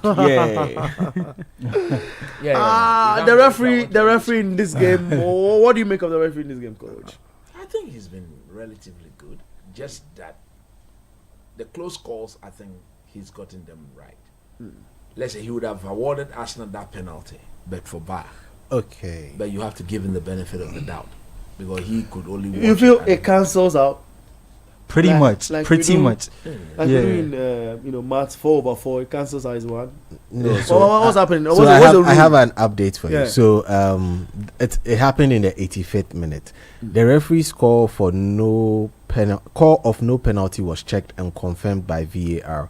The ball deemed to have deflected off 7 minutes. Gabriel's shin and onto his arm. Yeah, that's why it was not given. So it's not a penalty. Okay, like you said, coach. Yeah, it ricocheted off his shin before. And that's fair. So it's almost like cancelling out. Cancelling out on both ends. If it has hit his hand directly from the Elanga strike, what is Saliba doing? He's sleeping on the job. Sleeping. If you are looking for words, that's it. The referee also didn't take it. So plus 8. I ordered the far plus 8. So plus 8, like I said. We are riding with you. It's a Wow. smooth ride. Seri, I think you're right on the money. Yeah. Right. So that's it. I'm 0549986996 on the text line. We are not picking calls again. We are back into the text line, so you can send your messages in there. JB Neti from Accra says, "Good afternoon, folks. This Barcelona lineup isn't fearsome and doesn't inspire much hope. I promise you've not watched a lot of Barcelona games, JB. Maybe the team is already down by a goal in the first half. It's concerning that they are not tackling or they are not taking this game, I think you want to say, with that much seriousness it deserves. After Real Madrid's bad slip up, Barcelona, Coach, what do you say? I said, I'm not sure the You- person you is watch watching the the game. game because No, the no, game just listen. is being played with all seriousness. When you say they are not serious, I don't get it. Maybe he's used to seeing certain players in the But you Barcelona should remember lineup. that Rafinha is injured. Rafinha is injured. So they are Lamine trying Yamal to is just came injured. back. He just came back Oh, from just injury. so he's on the bench. He's on the again. bench, yeah. So He's not 100% Yeah. fit. He continues and says, Barcelona cannot afford to lose this match. Thank you. JB, you should be watching the game. Kweku from Legon says, I think it is wrong for some Ghanaians and some Kotoko fans to say they don't see the Elton qualifying. They don't see the team qualifying from the next stage due to the expected opposition. In football, give every game your all. You never know. But that's fair. It's nice to give everybody your all. But when it's obvious, you call it. Yeah, true. From Raymond says, Arsenal and Barcelona should know that only Manchester City fans can enjoy this weekend to the fullest. Atasa. I don't think it is Atasa in. It's 1-1 in both games. 8 minutes added on in the Arsenal game. They've done 2. Arsenal are with the ball now. They are trying to look for options. Newcastle now defending. Barcelona's game is on the break. So all is jinxed in. And we'll see what transpires. Godfred in Tema Community 18 says, good afternoon, guys. Well, the Arsenal CEOs and board and fans, are they going to call Mikel Arteta to congratulate him if he loses the game? I don't think they're going to call for him to be sacked, either. On YouTube, Wilson Klopp says Oliver Glasner is the best coach in the league so far. Fair, if you want to say that. Fair. Let me have a glance at some of the games happening. So by way of updates, you know what's happening. Cologne versus Stuttgart is still 2-1 in favor of Stuttgart, 90 plus in that game. In the Italian Serie A, Lecce won, Bologna won, 65 minutes done in there. There's no game currently happening in the French Ligue 1. So at 6:45 will be Rennes. I think Eddie Howe versus still Lens. wants to win this game. He's throwing Harvey Barnes in late on. I Yeah, don't back to that think. I don't game, think. yeah. I don't think he's given up on the game. I thought he will be the one who will be more comfortable settling for the draw. But That's Eddie Howe. Eddie Howe. Yeah, surprising. So they've got a free kick, 90 plus 3. Newcastle still looking at their chances, but Arsenal won't allow. Yeah. Do you see anyone scoring again, Adam? Nah, it looks like it's headed for a draw. If someone can, Arsenal's on the attack now, so if they can pull something out the back in the last minutes, but let's see. We've had a lot of late goals this season so far. Like we've seen a lot of late goals this season. So okay, no. What No. That's good defending from Thiago. Really good defending from Thiago. Wow. But I think Skelly was a bit slow, man. Yeah, Very he should have slow. reacted much faster. I think he goes a bit faster as offside, isn't it? Maybe when he got the ball, yeah. he But he should've was very just- slow. He was So? slow. I Yeah, think he was slow. He gave Thiago a lot of time to recover. But that would have been a simple tapping. Yeah, Yeah. simple tapping. All right. 0549-986-996 on our. How many minutes have we played? We've done 90 plus 4. It's left with 90 more. plus 5. Now that's interesting. Shoots. Heads out. Wow. Wow. Now they are also calling for a foul. Newcastle. Gabriel. It's Gabriel. Yeah. Wow. Now Pope is super dominant when he comes out like that. Yeah. That's what I love about goalkeepers. You should dump dominate your area. You should be very super strong in your space. Act like a beast in there. Have that fearsome factor. It's your office. Yeah, that's Take your charge. office. Take charge, and that's just it. 0549986996 on our WhatsApp console. We'll be checking out of the studio when the game ends. Charlie, the way the league table is looking, yeah, 15, 12, 11, 11, 11, 10, 8, 8, 8, 8, 8, 7, 7, 7, 7, 6. So one every loss, one game draw. is so important. Yeah. Let me paint the picture much clearer. Oh, did you see that? Arsenal ran away with it. Scores. And Gabriel. Arsenal scores. It's Arsenal 2, Newcastle 1 on the 90+6 minute. Would you believe this? A corner, a set piece again, and the set That's piece a great kids header. Yeah, that's a great header. gets it at The the back set- of the the net, set piece at the kings. back of the net. So this fixture always produces. They a win. needed to win. Arsenal needed to win this. It takes them 11 points, third position.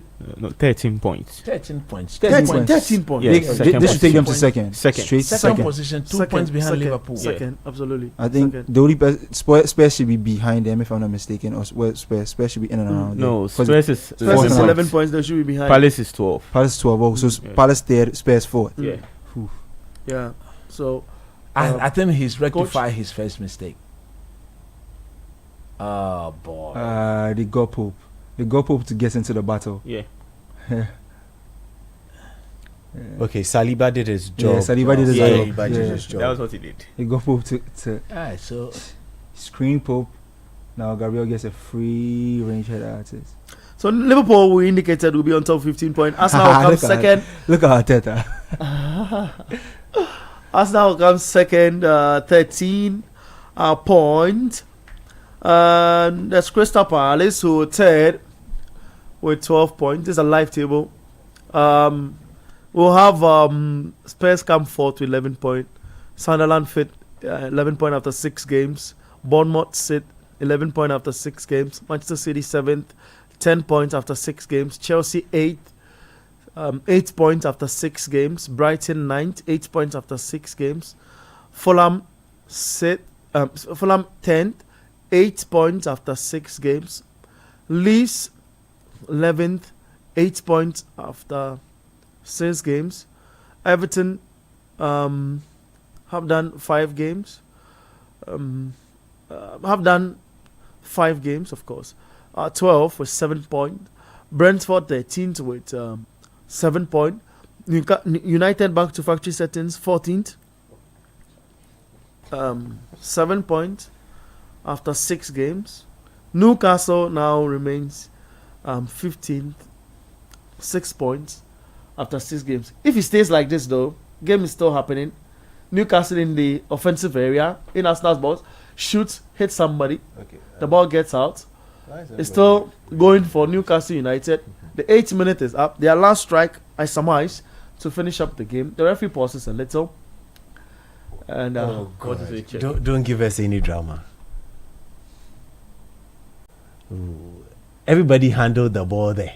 Both teams, I suspect, handled the ball there. But I don't think there's anything in Yeah, it. so he just needs to continue with it. a long Both throw in the teams- area, both teams- attacked. Arsenal clears that ball. Where's Pope? The referee whistles, Whistles, and it's over. that's it. Wow, that's a big win for Arsenal. Really big win for Arsenal. win for Arsenal, guys. Let's get talking. Super big win for Arsenal. I'm impressed. That's the word I should use. I'm really impressed. They dug deep today.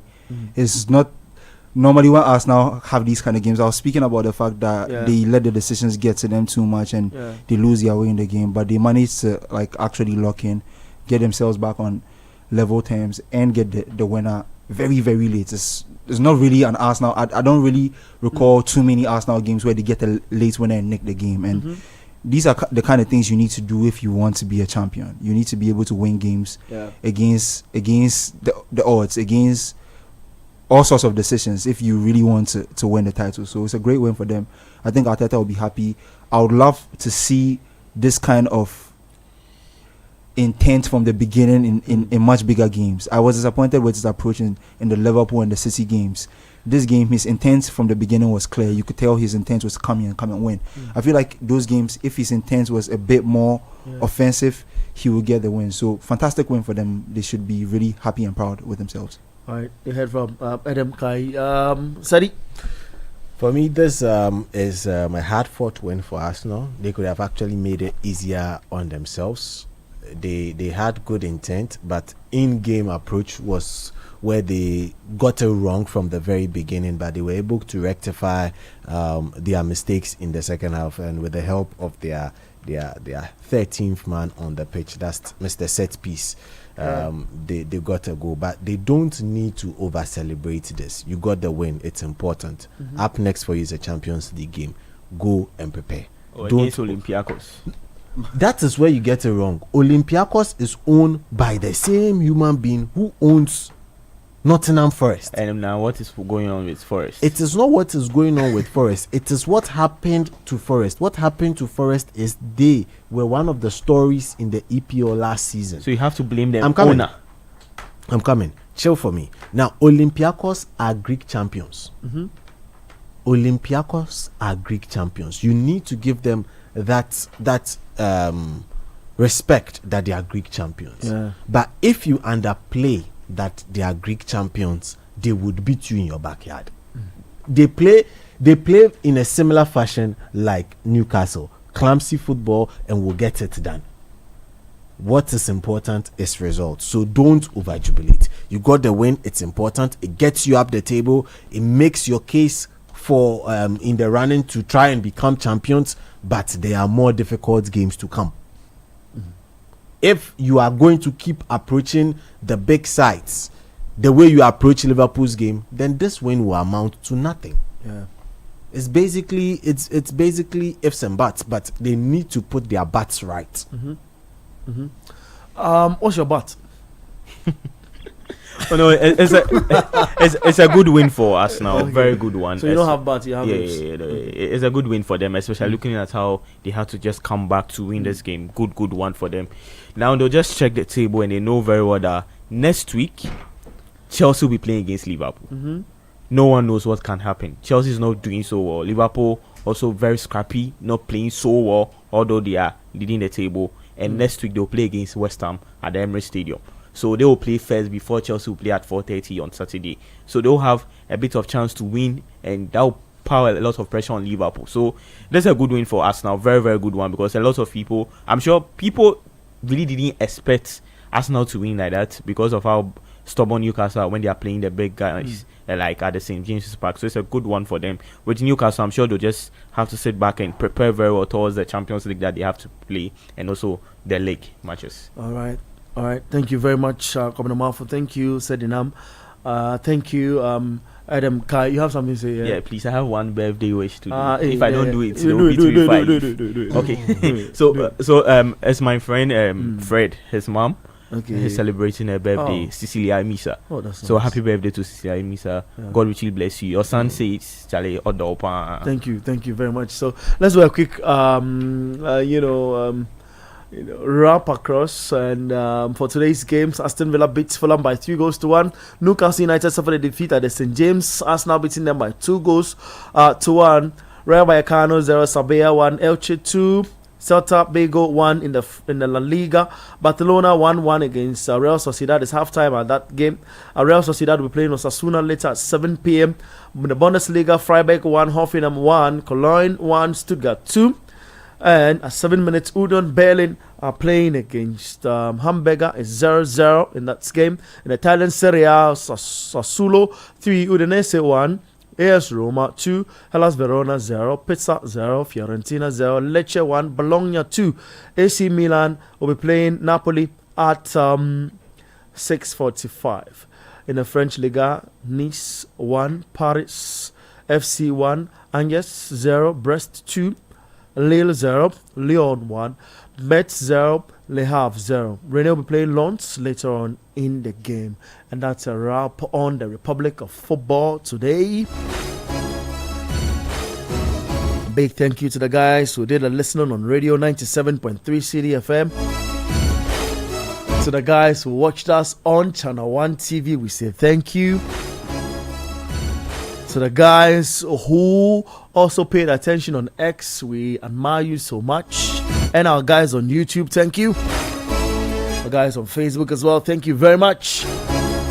Earlier on, you heard my colleague Gabby Affair. Thanks to Daniel Squashy for the massive technical assistance right from 2 up until this time. Come your way same time next weekend. I said this weekend. It's already Sunday. With more updates from the world of sport. Thank you to Edwin Kofi. He sends us across the globe. Wherever you join us from, gracias. I am Bernard Abeku. We'll be back on radio tomorrow for kickoff on the biggest morning show in the country. Sports is life. You get involved.